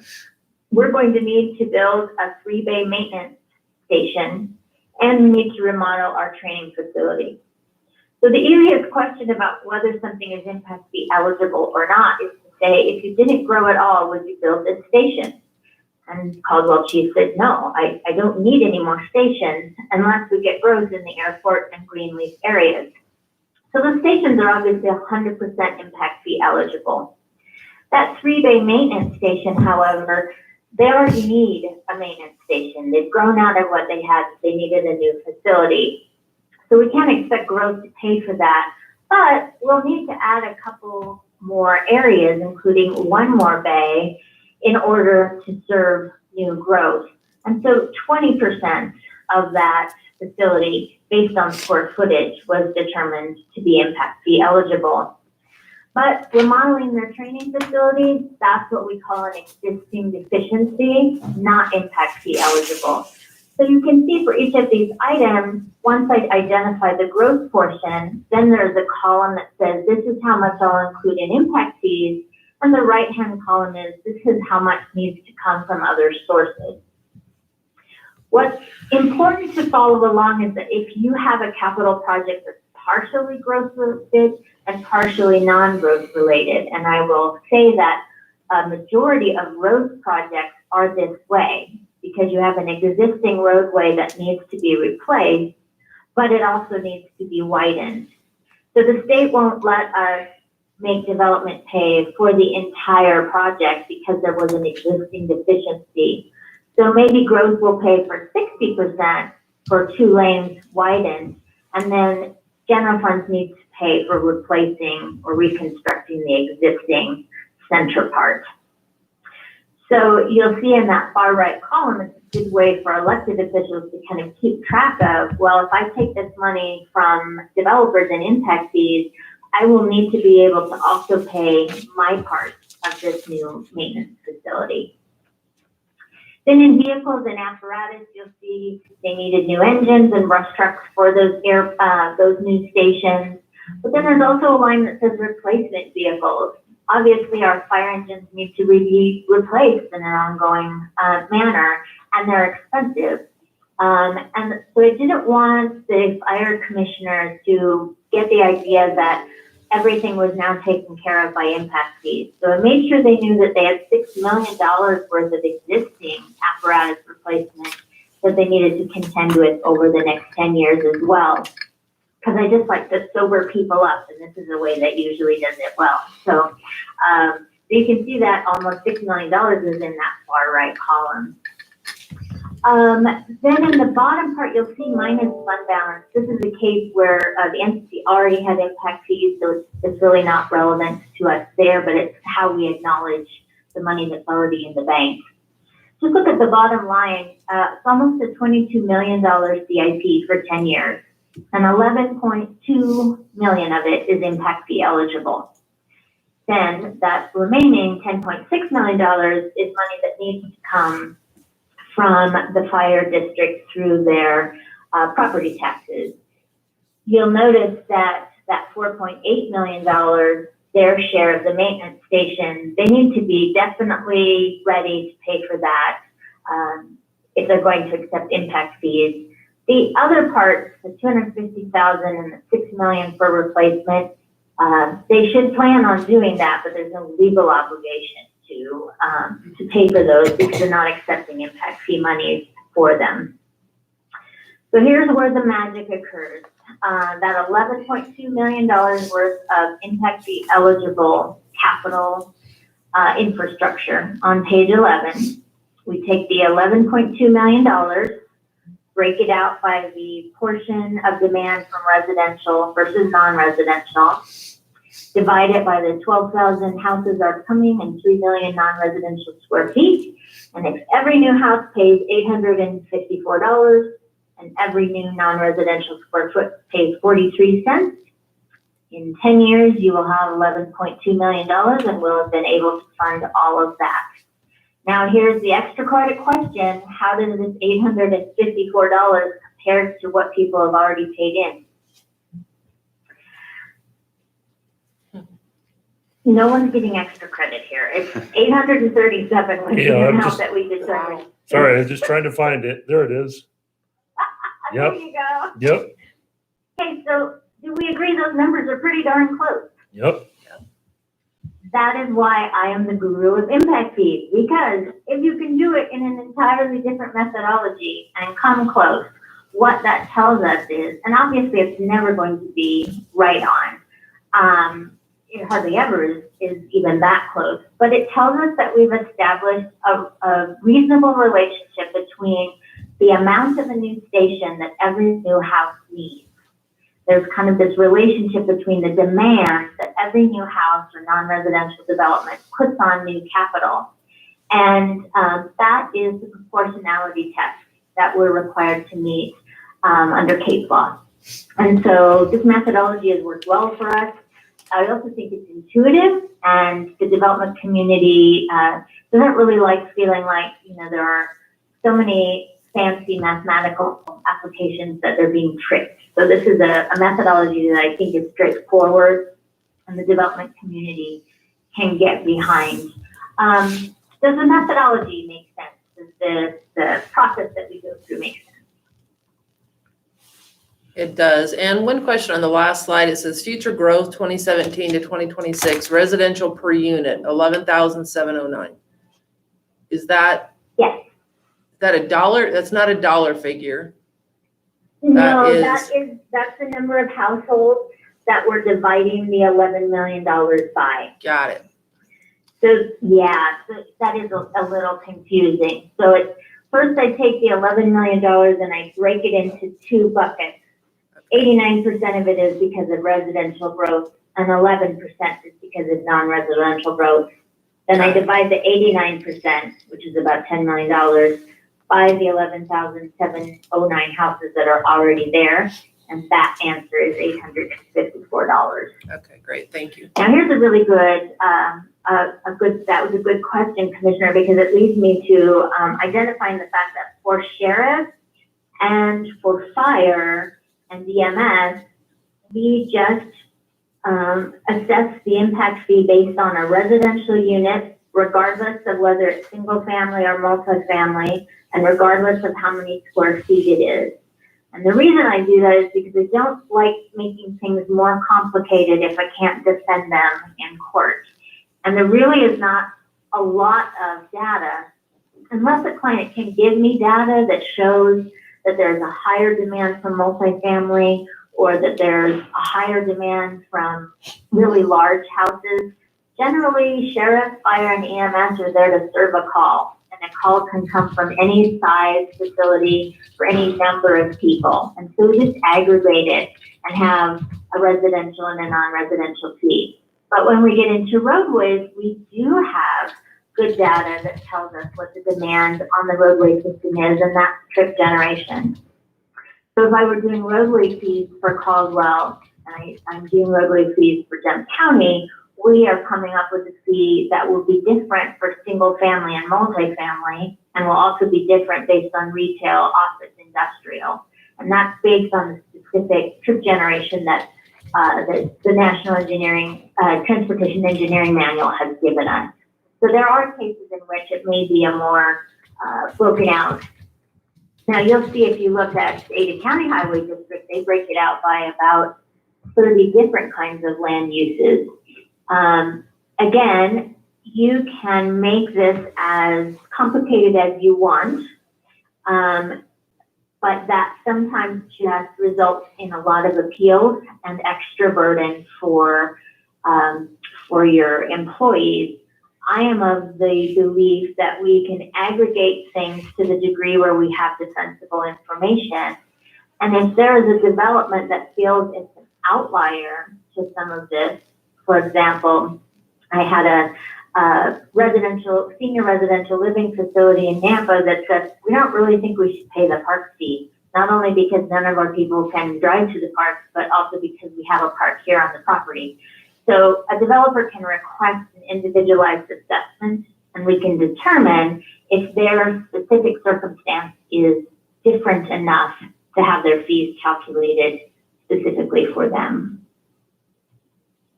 And this is Commissioner Hasbrook. I have a question too on, when you go back and you look at the fire current capital inventory and you talk about station 1 and 2 and all the vehicles and all the equipment you need. What about the labor costs? Because there's nothing in there about how to man this facility. I'm assuming that those costs. You are right. Well, I'm Keep assuming going. those costs would have to be consumed by the district.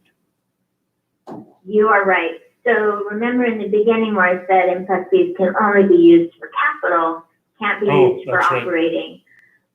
So when we ask the question, does growth pay for itself? It's a two-part question. The question of, does growth pay for the capital we need to provide, the roads, the stations, etc.? That's an impact fee question. Does growth pay for the operations? That's what we call a fiscal impact study. And so sometimes we'll do that study in combination. We're doing that for Gem County, for example, to help them understand.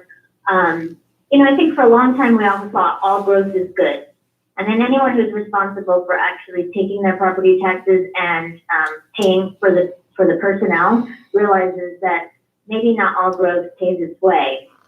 Not that growth has to. I mean, obviously, affordable housing is not generating enough new property tax revenue to probably pay for itself, but it meets an overriding public policy need. But if all of the growth that you have in your community is not producing enough incrementally new property tax revenue to hire new deputies, new firefighters, and put sand or ice melt on the roads, then that growth is not paying for itself. And that's a different part of the question, which is making sure that your comp plan has a good diversified mix of land use so that you will have some types of land use that may produce a net positive fiscal impact, while others may produce a net negative fiscal impact. But as long as altogether they produce enough positive additional fiscal revenue to pay for the operating costs associated with growth, then you know you have a fiscally sustainable comp plan and development approach. So there's two sides to the question, and those can be studied in two different ways. An impact fee study is capital, fiscal impact study is operating, and that's how you can get the data necessary for elected officials to make those informed decisions and then determine, I'll give you an example. There's a development in Ada County by Kuna. It's in the unincorporated area, and the development over the long term is going to be fiscally positive for the county to provide sheriff, but it is not going to make enough to either build a fire station close enough to them to provide service, or to hire the deputies needed to address that new number of houses. And so this became more of a conversation. It was ultimately denied, but the conversation they were having is whether or not the development could pay, in addition to the impact fees necessary to build a station, a deficit mitigation fee, essentially saying, we're going to put the county in the hole for the first 5 to 7 years before we get enough built in the subdivision to actually be able to get you a net positive revenue. And so we will offset that by paying you up front X amount of dollars. Now I'm getting far more complicated than you were asking me to, but that's the answer to that question. No, but it makes sense to me. Like last year, I think we had about $72 million in new construction. If you take that times the 3%, that's roughly $200-some thousand in revenue that we received off that to run normal operations. That's kind of the same thing you're Not looking going at. to go very far, is it? No, and the other issue is, those are houses that are completed. If you got a subdivision that has 20 homes that haven't even been built, you don't get anything yet until those houses are built. You're exactly right. So we just worked with, actually we were hired by the developer for that large development in Cascade, whose name I cannot remember, the river or something. Phil Davis. Yep. Anyway, our job was to help them determine what the fiscal impact to the city of Cascade would be of this, how much roadway plowing would be needed, et cetera, so that as that project phased in, obviously it gets the building permit. Once it's built, it hits the tax rolls, but then you don't even get the taxes for that for another year.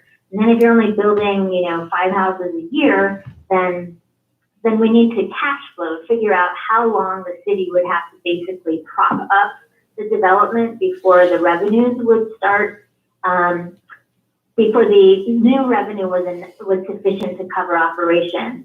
And so we were able to do that analysis to help the city know where they had liabilities with development so that they could negotiate that in the development agreement. And so that was, they came up with an amount of money each year that the developer had to pay for private snow removal, et cetera.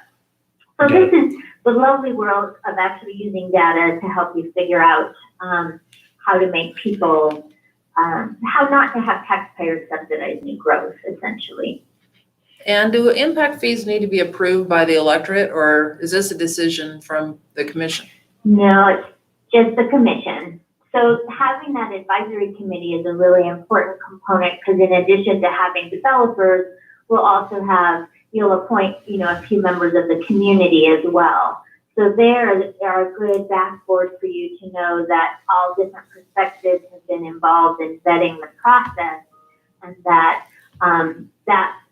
that representative, second look will be able to tell the commission, we think this is fair. Not only is it done in accordance with the statute, but it makes sense from a policy perspective for taxpayers and developers. And so then it's just about the impact. The advisory committee will give you an advisory opinion. the commissioners of the fire districts in the county will adopt it. There is no electoral vote required. But you still have to These have are fees. These are just like any other fees that you would adopt. but you still have to have the public hearing and all that, correct?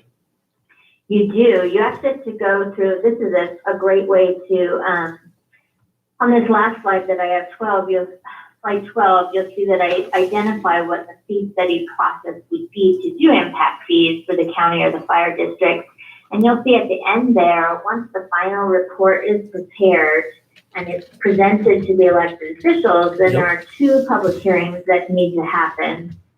The first one is the CIPs, even for the fire district, need to be amended into the county's comprehensive plan. And the way we explain this is just that if we have now a vision for the capital we're going to build in order to support the comp plan's vision, then we're going to adopt those as appendixes to the comp plan. And that's in front of P&Z. And then we go back to the county commission for a hearing on the fees. So yes, there are 2 public hearings. So Ann, I guess the next question, because we're starting to run out of time, is Mr. Chairman, just to let you know, the 11 o'clock is actually going to be postponed, so you have an additional 30 minutes oh, if needed. great. Okay. So we do have another 30 minutes. Wow, I better take a drink of water then. Yeah, get refreshed. I guess my question to Get you comfortable. is how does this work as far as, do we contract with your firm to do a lot of this development and data collection? And what's the next step in the process for us? Well, I think contracting with our firm is an excellent idea, but yes. But What's the contract, fee? the statute requires that you use someone experienced in this field. Let's pretend it's me for today. And so you would contract a scope of work that will include all of the things on this last page. Collecting the current capital inventories, calculating the current service levels, analyzing all of the growth in accordance with your planning department and different demographic data points that we have, working with each of the departments to develop their capital improvement plans and identify which portion of which projects are impact fee eligible. That leads to a calculation of the fees and then a draft report to staff and to the elected officials if desired at that point to review. Actually, I say then the next bullet is a presentation of the draft calculations to the impact fee advisory committee, but I tend to involve them from the very beginning. So we kind of run these processes parallel. So I'm showing them information as I'm showing elected officials information, and we're collaboratively checking the boxes, making sure that everyone feels like things have been properly done. Then a final report is prepared. So I'm submitting Jim County's report to the advisory committee this week, and it has several chapters. One chapter is for the sheriff. One chapter is for road and bridges. One chapter is for the district fire, and one chapter is for the overlying EMS. Now in Ada County, they chose to look at some different, they're looking at sheriff, jail, coroner's office, and then paramedics. So it really depends where you feel like your capital is most necessary. I mean, if you have 3 fire districts, you have a sheriff and a road. So you could also, and then you said EMS is an overlay. I don't know what your jail or coroner's office looks like. That can be rolled into the sheriff's part as well, although it's a different set of capital.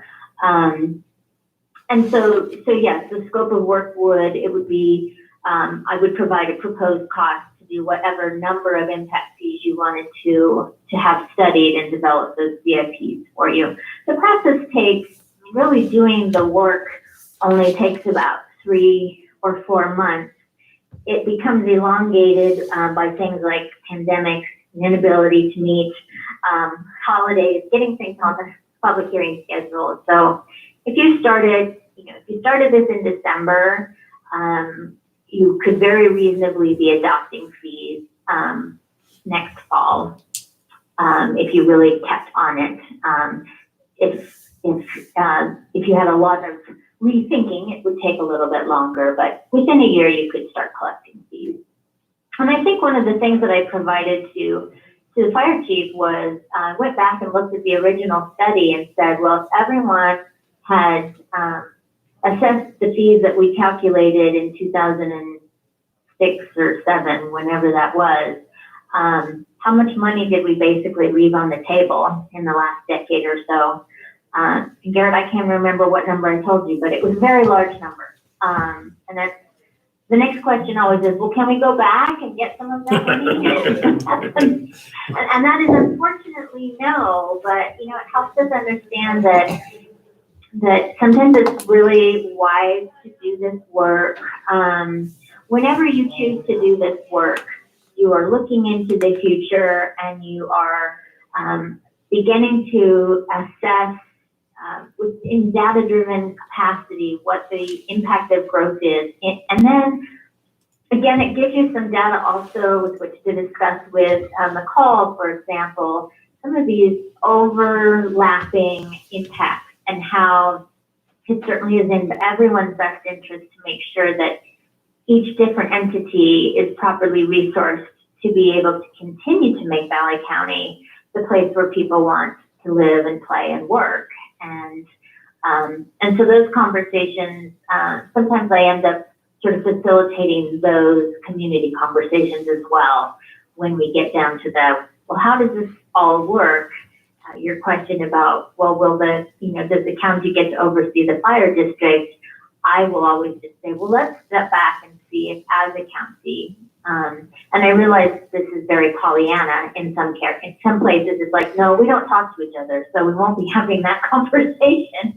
But in some places, there's a recognized common benefit of looking at these pieces together and making sure that that we're creating sustainable communities, both in terms of being able to provide public services, but also being able to pay for those things without undue subsidization on the part of existing taxpayers.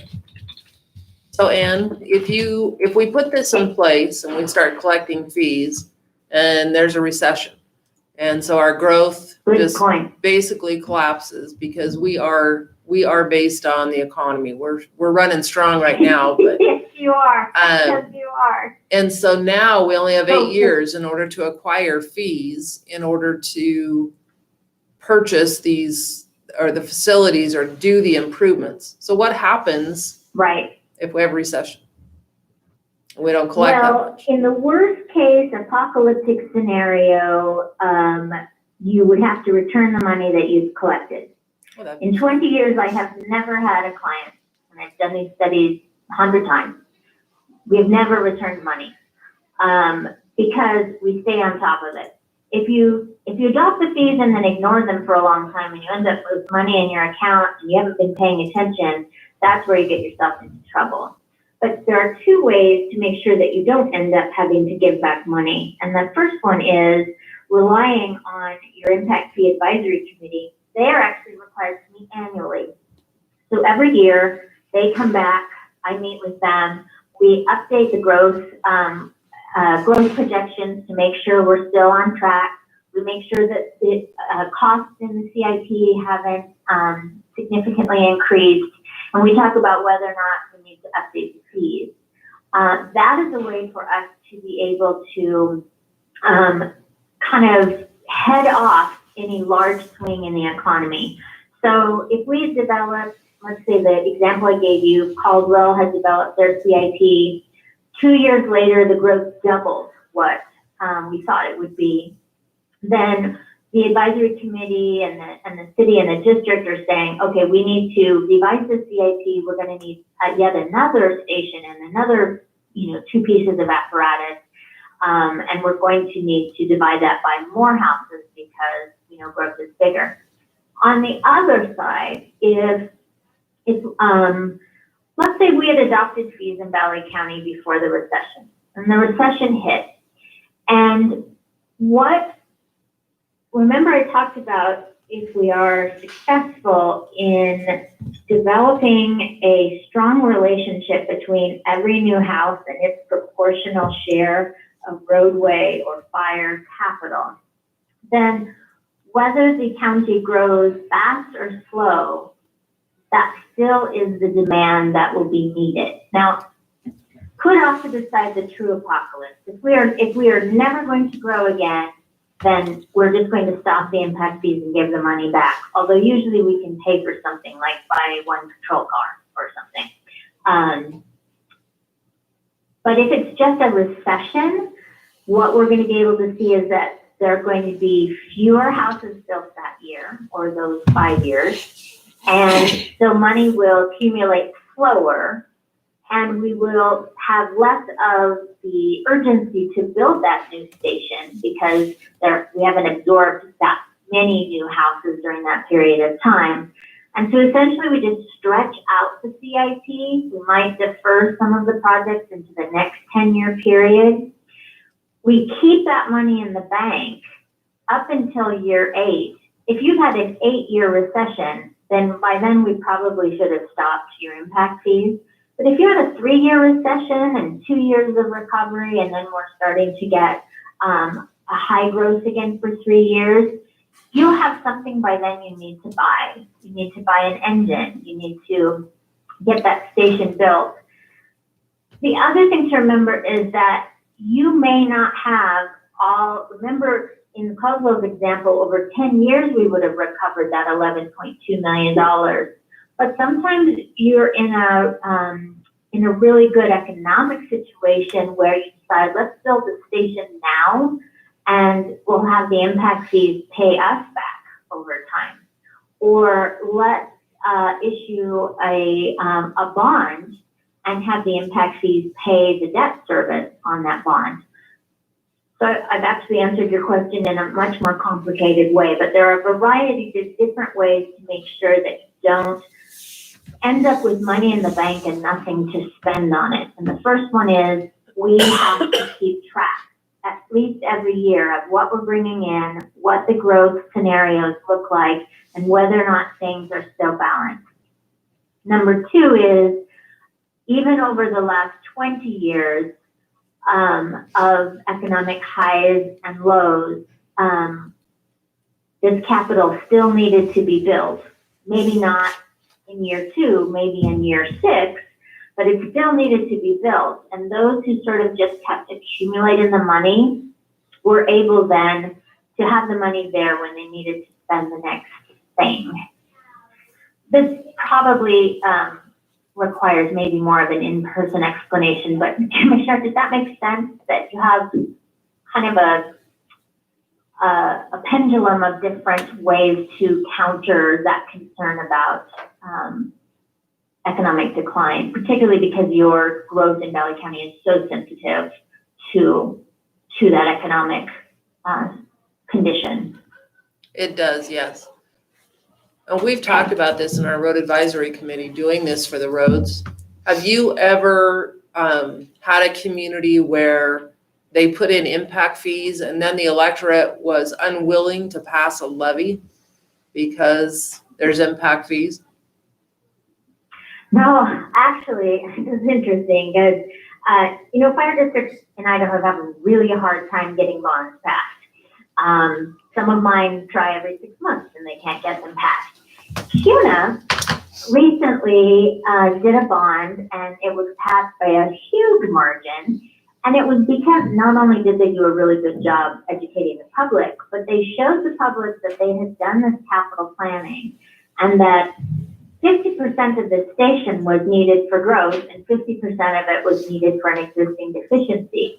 And they showed how much the bond would be and how the bond debt service was going to be paid 50% from impact fees and 50% from property taxes from the levy. And we believe that that is why it passed, is because taxpayers finally saw that growth was going to pay its share. They didn't expect growth to pay 100%, but they wanted to know if they were going to pay a levy, if they were going to approve a levy, that growth was paying its share as well. So that's what we've seen. And also in Canyon County has had a horrible time getting their jail bonds passed. And the people who have been, the residents who've been most vocal about not passing the bond have met with me several times saying, if the county would adopt sheriff's fees or jail fees and Growth would pay its percentage of this jail, then I would vote for it. So it's kind of the opposite of what we thought for a long time. That what I hear from our taxpayers is, we just want it to be fair. We want to know that Growth's paying its way. And we do in Idaho have the ability to pay for these things or pay ourselves back if we have to advance the money from these different sources. Just requires, that we keep on it, we're transparent about it, and we make sure that the community knows what's going on. And not to get too far in the weeds with you regarding this, but if those impact fees are collected, the county should have a separate fund to collect those impact fees and not commingle it you're with right. general revenue Yes. or property tax dollars, No correct? commingling. Right. Okay. You have to keep it out in a separate account, not necessarily at a separate bank, but a separate account from your general fund. And then you also need to keep the fees separate by, like, if you have sheriff, roads, and 3 fire district fees, each fire district has to keep their own account. The county would have to keep a sheriff fee account and a road account, and the money has to be accounted for those separately. So that, it's really just the normal GASB transparency rules. Right. So we want to make sure that, 20, 30 years ago, when impact fees are first being adopted in Idaho, people were, particularly the home builders, nationally had seen a lot of bad practices in impact fees where cities were just collecting impact fees to build everything. And so a lot of legislation was put in place to ensure that those kind of things weren't happening. So the statute does require us to be very, very finite about the accounting of these fees, but we know on the treasurer's side that that's just setting up a different, code in your account structure. So Kind of like a Thank you. trust. so each year I'm going to ask the treasurer to print out a report of the current balance in each of those line items, show me the money that came in and the money that went out if we bought anything. And that's the kind of information that both the commission and the advisory committee will look at, just to make sure that we know that the money, is coming in the way we thought it would, that it's being properly segregated from the general fund, and that if it were expended, it was expended on something that was in the CIP that was approved. So Now, obviously, to that, I should also say the CIP is dynamic. Your needs change, costs change. You might find a different way to solve a problem, and that is okay. We just need to make sure that we never spend impact fee money on non-eligible capital or any operation. And I think that's why we keep them in separate accounts, is just to give us that discipline. So Ann, this is Commissioner Hasbrook again. Again, correct me if I'm wrong here, but if we set up the impact fees and all the development happens in the city, the county still maintains most of that money. Is that correct? Well, I'm trying to figure out how do I take that and put it into the road department or in the EMS? right. So here's where, okay, I'm going to give you my Gem County examples because I'm sure of them. So the fire district provides EMS to the whole county and to the city of Emmett via contract. So the fire district is going to have an EMS fee separate from its fire fee. And the fire district is going to need the county and the city of Emmett to collect that fee from every new house and distribute the money back to the fire district. So it's going to have an intergovernmental agreement with the county and with the city of Emmett. Now, if the city of Emmett says, no, we're not going to collect an EMS fee from new development, then I would imagine the fire district would say, well, then you're welcome to provide your own EMS from here on out. So this is the first step that we have, is we decide who all is, what entities in the county are interested in looking at this. And if none of the cities want to have impact fees, and we're not considering that they'll be charging their own impact fees, then we need to see where are there areas in roads and sheriff where the services you provide might benefit the cities or growth in the cities, and are there ways that we can recover that cost?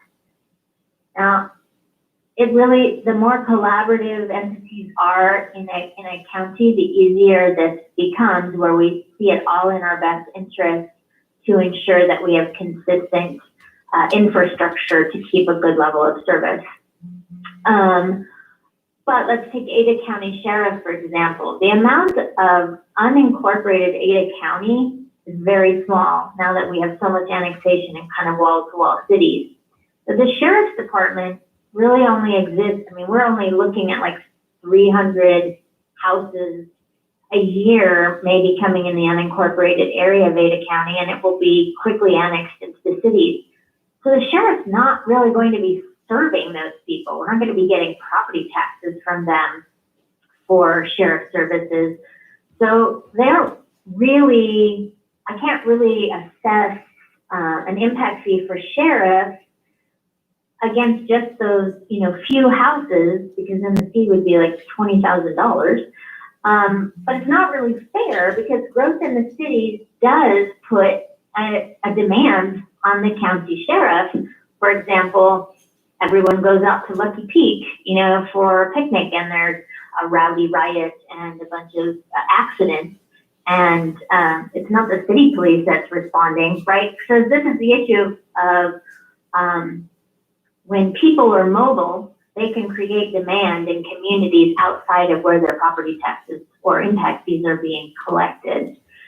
So it would be a conversation. I also think you have a big conversation about the overlap with ITD along your major corridors there.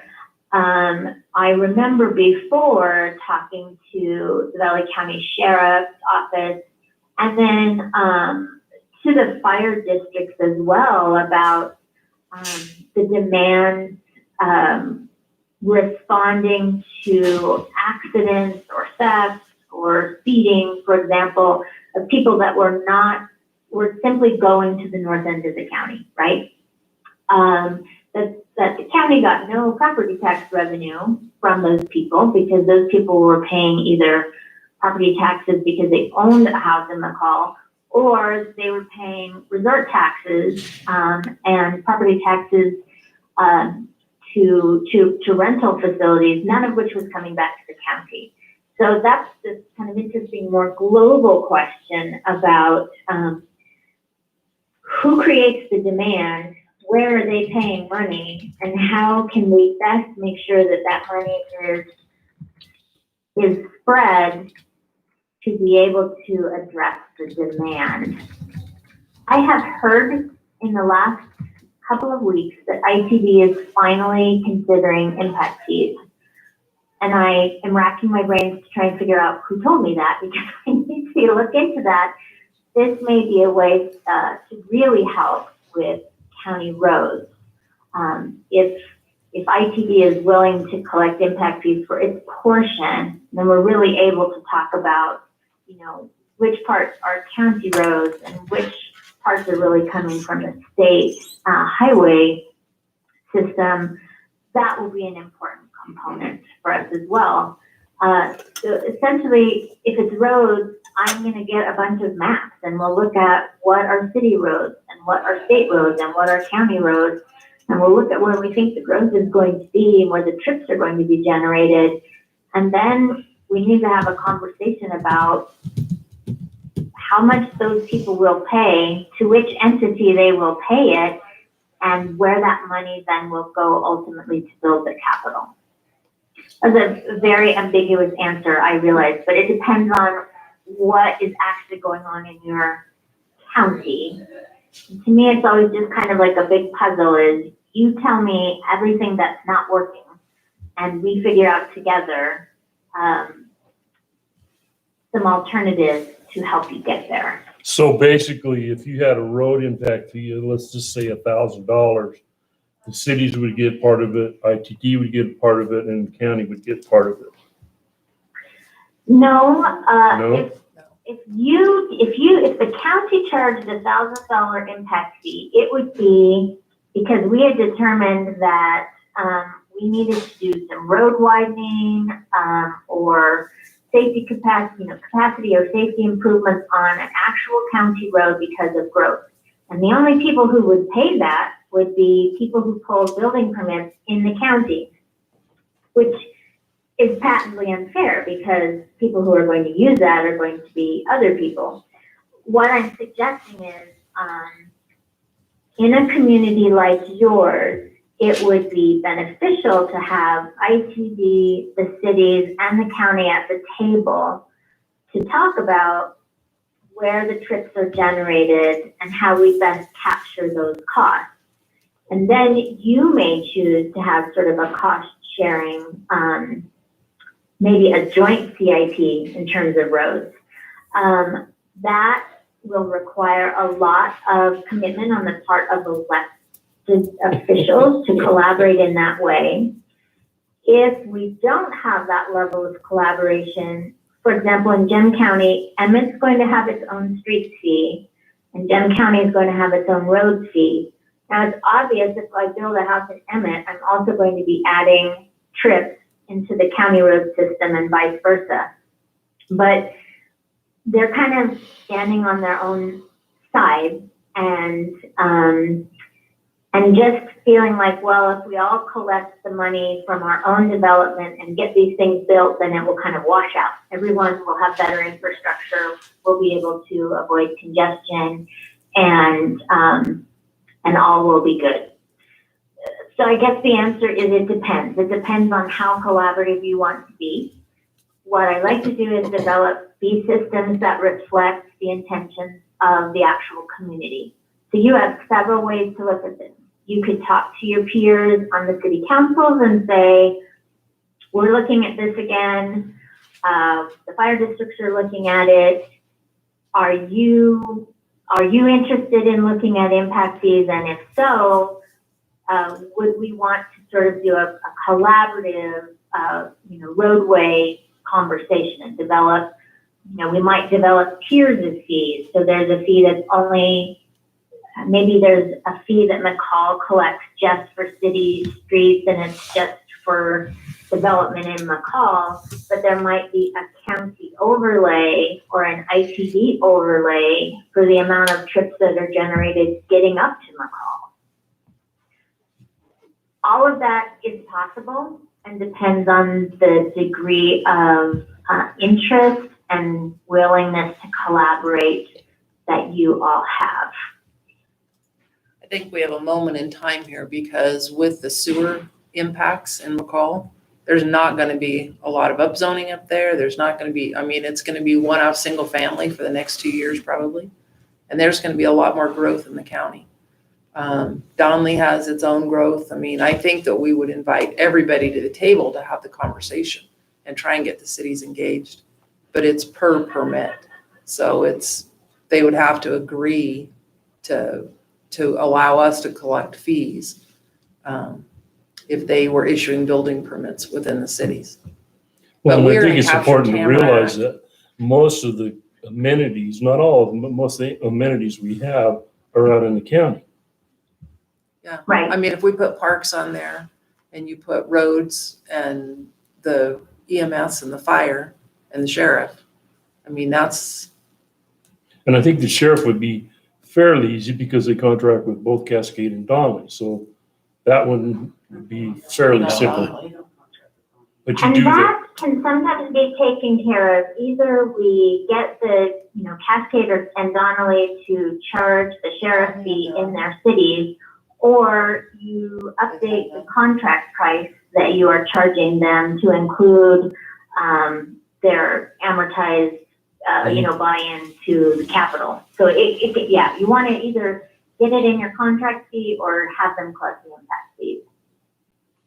It really, it's just a whole lot of intergovernmental agreements. So if we stood back and we all had a conversation about how growth impacts all the different entities, and then developed a CIP for how, what projects need to be developed in each of the entities, then stepped back and identified, are there places where there's a lot of crossover, where cities are using county services or counties are using city, etc., and then develop intergovernmental agreements. So what I'm doing in Jeff County is I'm basically, there's a fee schedule, and if I build an Emmett, I'm going to pay Emmett Police, Emmett Fire District, number 1 EMS, and then in other areas you might be paying something else. So it's like, when you're trying to solve a murder mystery and you have all those pictures up on the wall with a bunch of string and pins. This is what my life is like, is we'll create a big story and then I will start drawing connections in between the different players. And then we write up a lot of agreements in between entities. But what I like about this, and please understand, I do not solve mysteries, murder mysteries in my spare time. What I like about this is that this is really good regional planning. I love And when communities are able to do it, we use all the resources we have to try to ensure that we are able to provide infrastructure and the services we need for our growing communities, and that the people paying for those costs understand what they're being charged and why, and it's fair between existing taxpayers and new growth. So those are the outside bumpers of this conversation. And then we continue to get more granular in the story and then into the math to make sure that reflects those overall objectives. Okay, and we have one question in the back from Cinda, who is also a city council person. Oh, hi, Cinda. Hey, Ann, how you doing? Can you hear me? Can you hear her, Sort Ann? of. Sorry, she's coming up to the Sort of. mic. She's coming up to the mic. So years ago, when we went through this, there were special considerations because there were no tax monies put into the road system in the unincorporated areas of Valley County. And I don't recall all the specifics, but did we determine we could not do those out in the county for the roads specifically? Because we didn't. Not sure I'm following. Okay, nobody in the unincorporated areas of Valley County pay a road tax.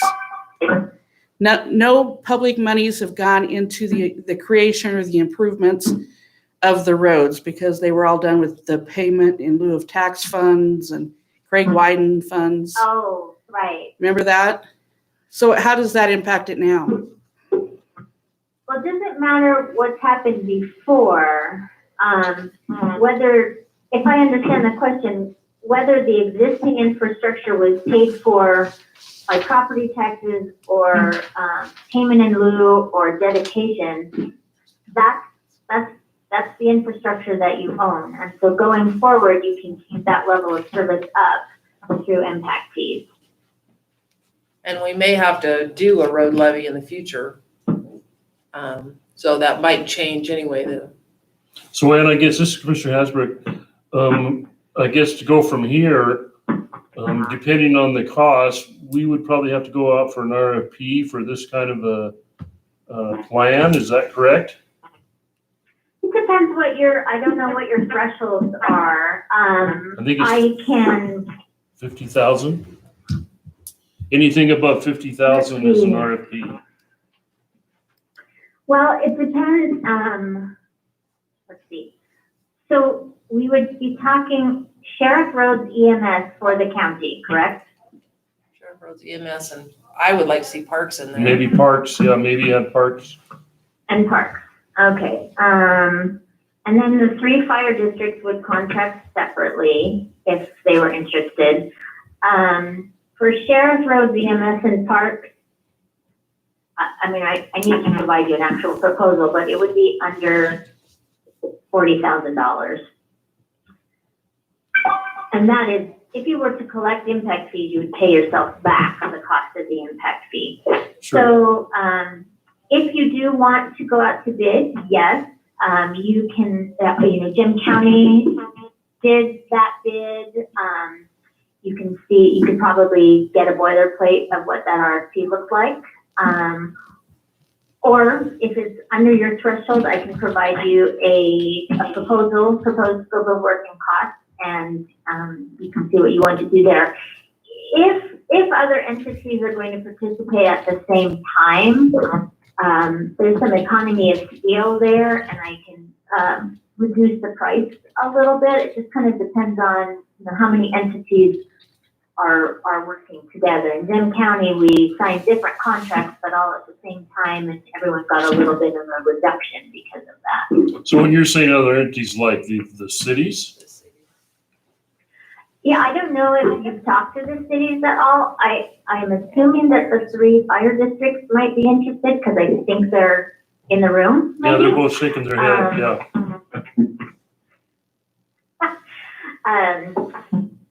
Yes, so I guess the question is, do you want to involve the cities at this time? I don't even know if they care or are interested. If not, we would just talk about Valley County and the 3 fire districts. And those would be separate contracts with each fire district and then one contract with Valley County for 4 areas that would not exceed 40,000 for the county. Well, then I guess we wouldn't need to do an RFP. We could just go ahead and put out, what are we looking at, Doug? Just a normal bid? And it'd have to We be don't even have PILT to bid funding it. because we don't have anything in our budget for this. No. So it'd have to be PILT funding. But I think this is something that we need to strive for. I think it's a great idea. I mean, we've talked about it at the road advisory, so I was already gonna talk Yeah, about this. just for the planning part of it, it's more worth a lot. The CIP, and we just purchased software to do a CIP for the county, the first one, and so. I'm sorry, I'm kind of losing. Sorry, I'm on a bad mic. So we just purchased software to do a county CIP. So there will be some work being done already, but this would definitely help us get further along more quickly with that process. Right, so, if there were overlaps, what I would do is provide to you a scope of work that's broken out piece by piece. And if you see overlap with something that you either already have or are doing, we would eliminate that from the scope of work. But it would help you see where those 2 processes might go together well, yes. So my feeling right now, just as one commissioners, I think we need to proceed. Are you guys feeling the same way in the fire districts? Juan's behind this too? Yes, sir. And Donnelly? Yes. How do you guys, Dave and Sherry, how do you feel Oh, about Juan doesn't want to deal with me anymore, I don't think. You'll have to deal through the other 2. Doug, what's your? And today, the commissioners, this was just a presentation from Galena Consulting that was arranged by Chief DeYoung. So again, we're just trying to educate the commissioners on what the process is. If the commissioners wanted to put this on a future agenda to take action on it, we definitely can do that. But again, today was just to educate the commissioners. And we truly appreciate Ms. Westcott's ability to provide us with over an hour and a half presentation. So I would like to personally thank you, Ms. Westcott. And I think before we make a decision, we would want to talk to the cities That's what I was and thinking. engage as well. with them and find out, if their interest level or not. We know the fire Perhaps I districts. can just stand back and you can let me know, if the fire district would like their own presentation, if we would like some conversation with them. And I can just provide, proposed scopes of work to whatever entities might be interested. And we can just let each entity think about it themselves. That's absolutely fine. My feeling personally is to go ahead and provide the county a scope of work as well. just so we can kind of get some base numbers, and we can be thinking about that late at night when you can't sleep. Right, when I'm solving murder mysteries. Yeah, it's all the murder mysteries. Who would you like me to send that to? If you could send it to our joint email. Yeah, there's commissioners at To the CO. BOCC? Okay, Yeah. all right. Perfect. All right. Is that okay with you guys? I want to make sure I'm Yeah, not absolutely pushing works too for hard. me. And I'd like to take this to the road advisory committee as being a committee already in place that would look at this. And that gives us time to think about who we would want on the advisory committee for this, developers and Right. builders, and we can contact those folks and see how they feel. Yes, absolutely. And before you contacted anyone, I would like to have a conversation around making sure that we meet the statutory requirements for that committee. But to the fire district chief, you have my contact information, and you can just contact me separately if you need any more information. They're both shaking their head, yes. Okay. Cindy, you had one more question? I just want to say that we have all of the work that Ann did before, if you want to refresh yourself. It's a lot of really good information. Okay, Ann, we will be in touch. Thank you very much for your presentation. All right. I'm pretty excited about Thank this. you I all. think, Have a good week. all righty, you too. Thank you. You bet. Bye-bye. Bye-bye.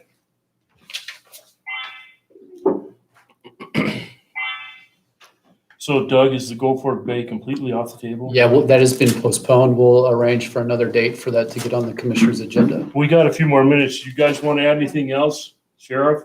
We actually are into our 11:30. I know. Are you guys good with this? Yes, thank you. For entertaining it. And I think, like Ann pointed out, I'm familiar with the CUNA bond issues and levy increases, and I think that having a capital improvement plan that shows growth paying for itself goes a long ways. At least from my observations, even with the road levy increase, that's the big question people have is the lack of a CIP related to growth. And we get the same thing on roads. Right, Why don't new people pay for the roads? right, and I think it's the same thing with the fire districts. I could go ask for a bond to pay for, really keeping the same level of service for our current constituents to provide service for new constituents. People have a problem with that.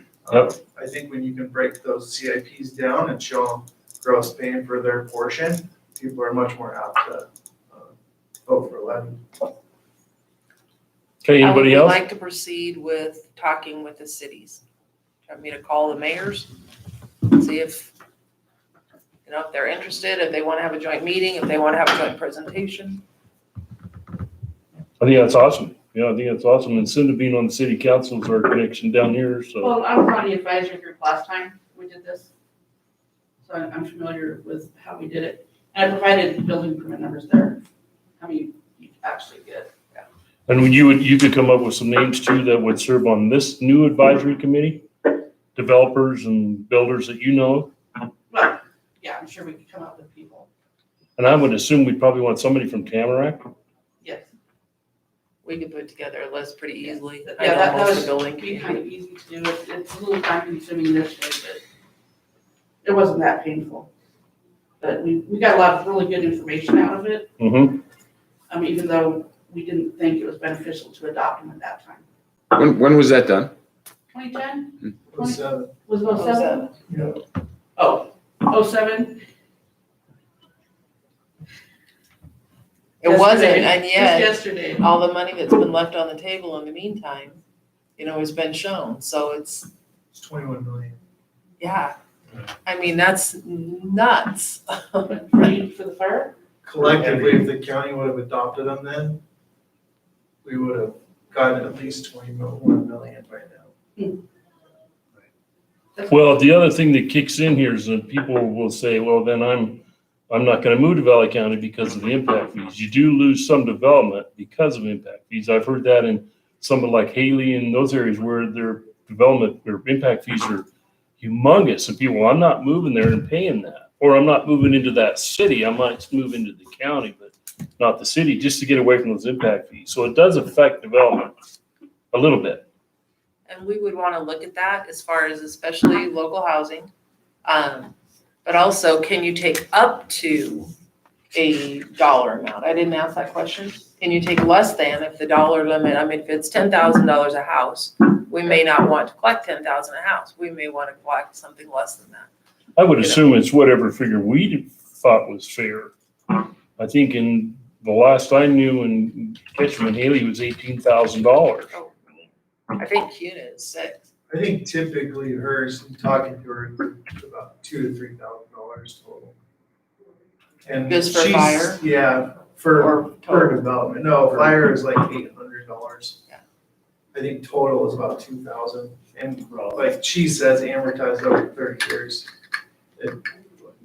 It totally depends, right? In California, I know there's impact fees that are $75,000 a lot. Yeah. Yeah. We obviously don't want to mitigate, but we want, people to pay. But I think in the end, it's up to us, the commission, both fire and us, to say $10,000 is too much. Yeah. 6,000, whatever that number is too much, but.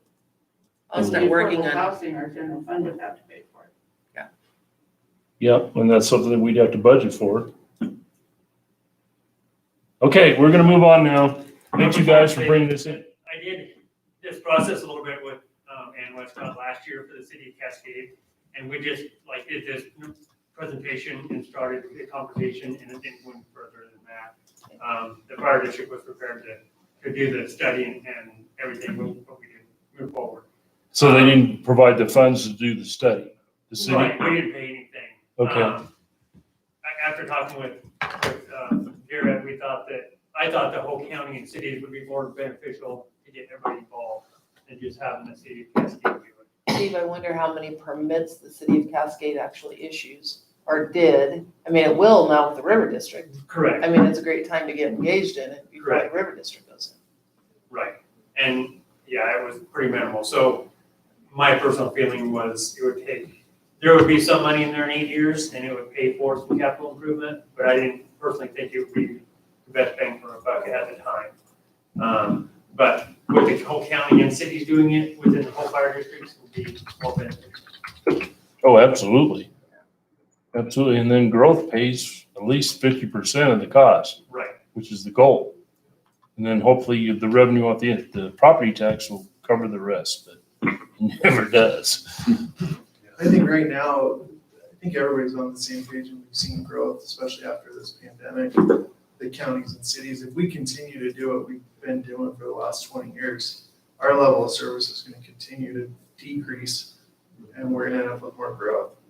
So I think it's a good opportunity to get everybody working together collaboratively. And I think Ian's a really good person to help those conversations. So you guys keep pushing us and don't let us drop it. Okay? I like the regional approach. Yeah. Thank you guys for coming in. Hey, who do we have on the phone? Good morning, Commissioners. This is Bob Giles, Mayor McCall. Hey, Bob, how are you, sir? I'm doing great. Thank you for inviting me to join in.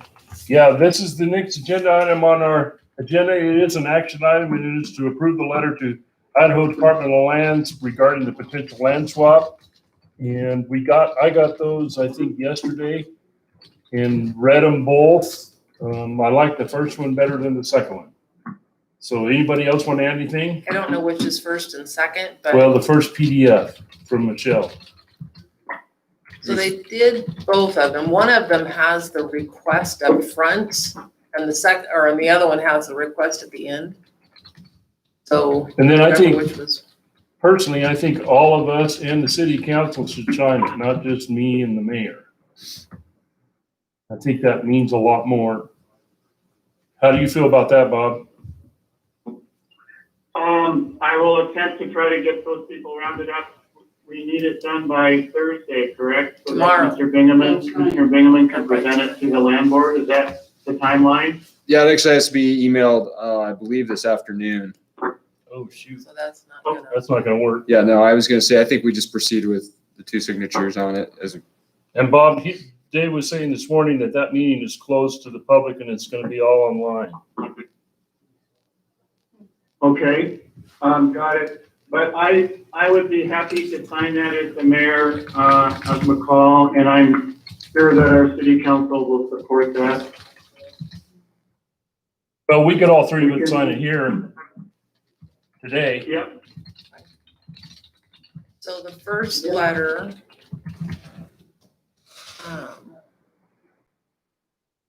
does not have the request up front. Let me see if I can find it here. Gabe, which did you have a preference? I don't know which one is which. I'm having trouble with the connection right now, but it was the one without the two bullet points in the middle, or after the first paragraph.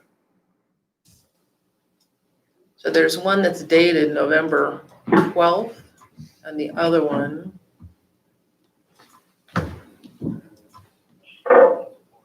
Commissioner Elt, this is Betsy Joe at the City of McCall. Hey, welcome.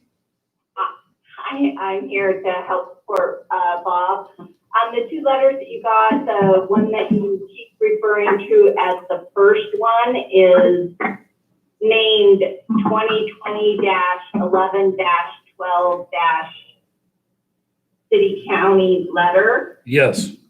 And I received emails from two county commissioners that they preferred that version. And I received an email that one county commissioner preferred the one named November 12th land board.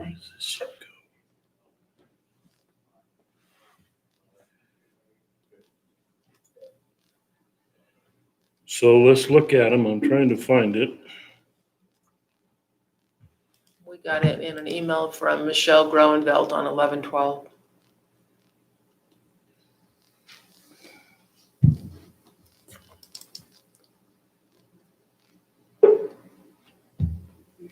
Yeah, Michelle sent those out at 3:58 on 11/12.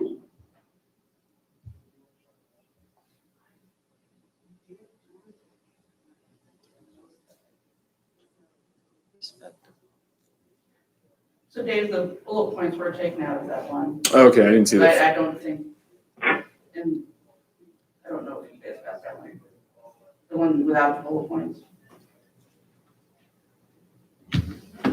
I can find her email, but I can't find the PDFs to it. Do you want me to just forward it to you? Oh, these two email things are hard to follow. Let me get this back over I'll here. send this one to you. Groups.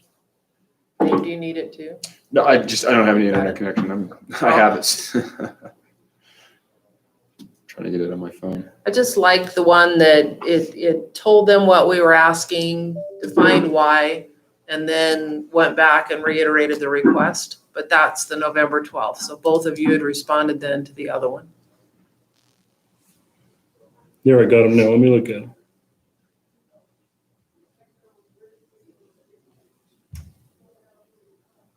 Bob, do you have a preference?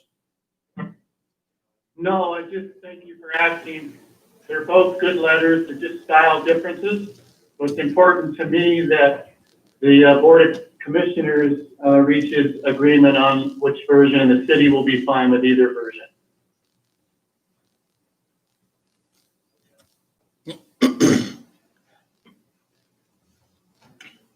Respectively request the land board.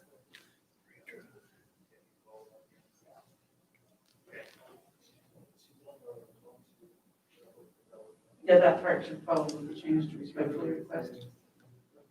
If you choose that, the one with the I think request in both the of fourth them. paragraph. Yeah. So the first letter down in the, right before at the end says, therefore we respectably request, and it should be respectively request. If we choose that first one.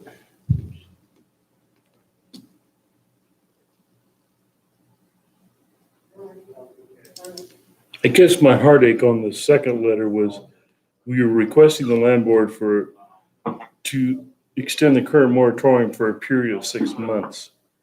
And I think that was where my hangup was on that one. We're asking. Yeah, they that both other asked letter. me that.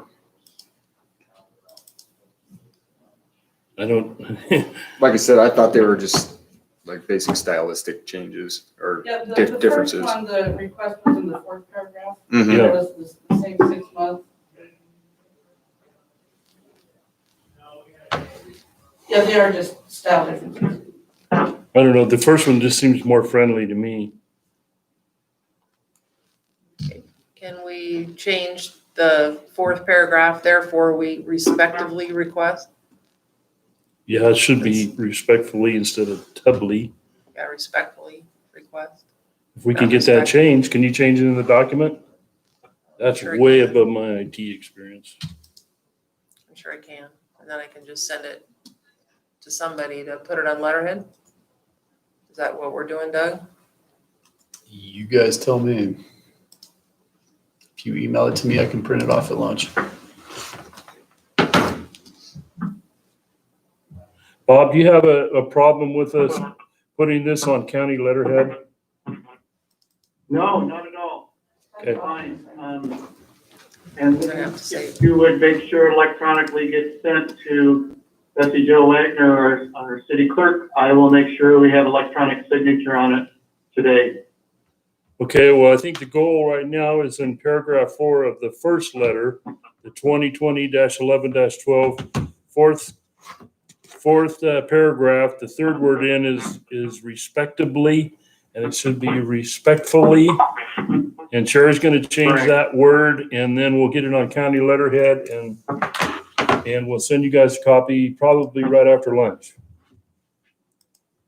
Sounds good. And, Commissioner, you did capture the intent. I quizzed a couple days ago the author of, I believe it would be the first letter, and there was, the style was meant to be, like you said, friendly, but yet, you know, very, very complete on what it is the county and the city thinks should be done as far as the time extension. So I think you captured that intent correctly, and if that's version that you choose, the city can fine with that. Well, if you would like my signature, I'll make sure I get it on there today electronically. Can you handle that, Doug, As- to the city? Bessie Joe, would you like me to email that to you? This is Doug. Yes, if you could email it to me, that would be very helpful. Fantastic. So we'll get a signature on it. She sends it back over to you and we send it to them. Yeah, that's what I was just gonna dig that up and get the timeline on it real quick. All right, that's the plan then. And we'll get her done, and hopefully right after lunch or 1 o'clock, we'll get it signed and sent off. Thank you very much, Commissioners. I really appreciate your lead on this. All right, thank you, Mayor Bob. thank you. Mr. Chairman, I apologize. Do you mind making a motion just to approve the letter? Is this an action item? It is. Oh, it is. So can you make that motion? I move that we approve the land swap letter. to It's the- not a land swap. I mean, sorry. Sorry. What is it I saw called? that on the. Go ahead. I did- You want to make a motion? You've got it in front of you then. Sure. I just say that we approve the letter to the Idaho Department of Lands regarding their management recommendations. I'll second. Moved and seconded. All in favor, please say aye. Aye, Aye, motion carries. Done deal. perfect. Okay. And if we have nothing else on this agenda this morning, Cindy, do you have anything? Then I'm going to adjourn us for lunch, and we'll see everybody back here at 1 o'clock.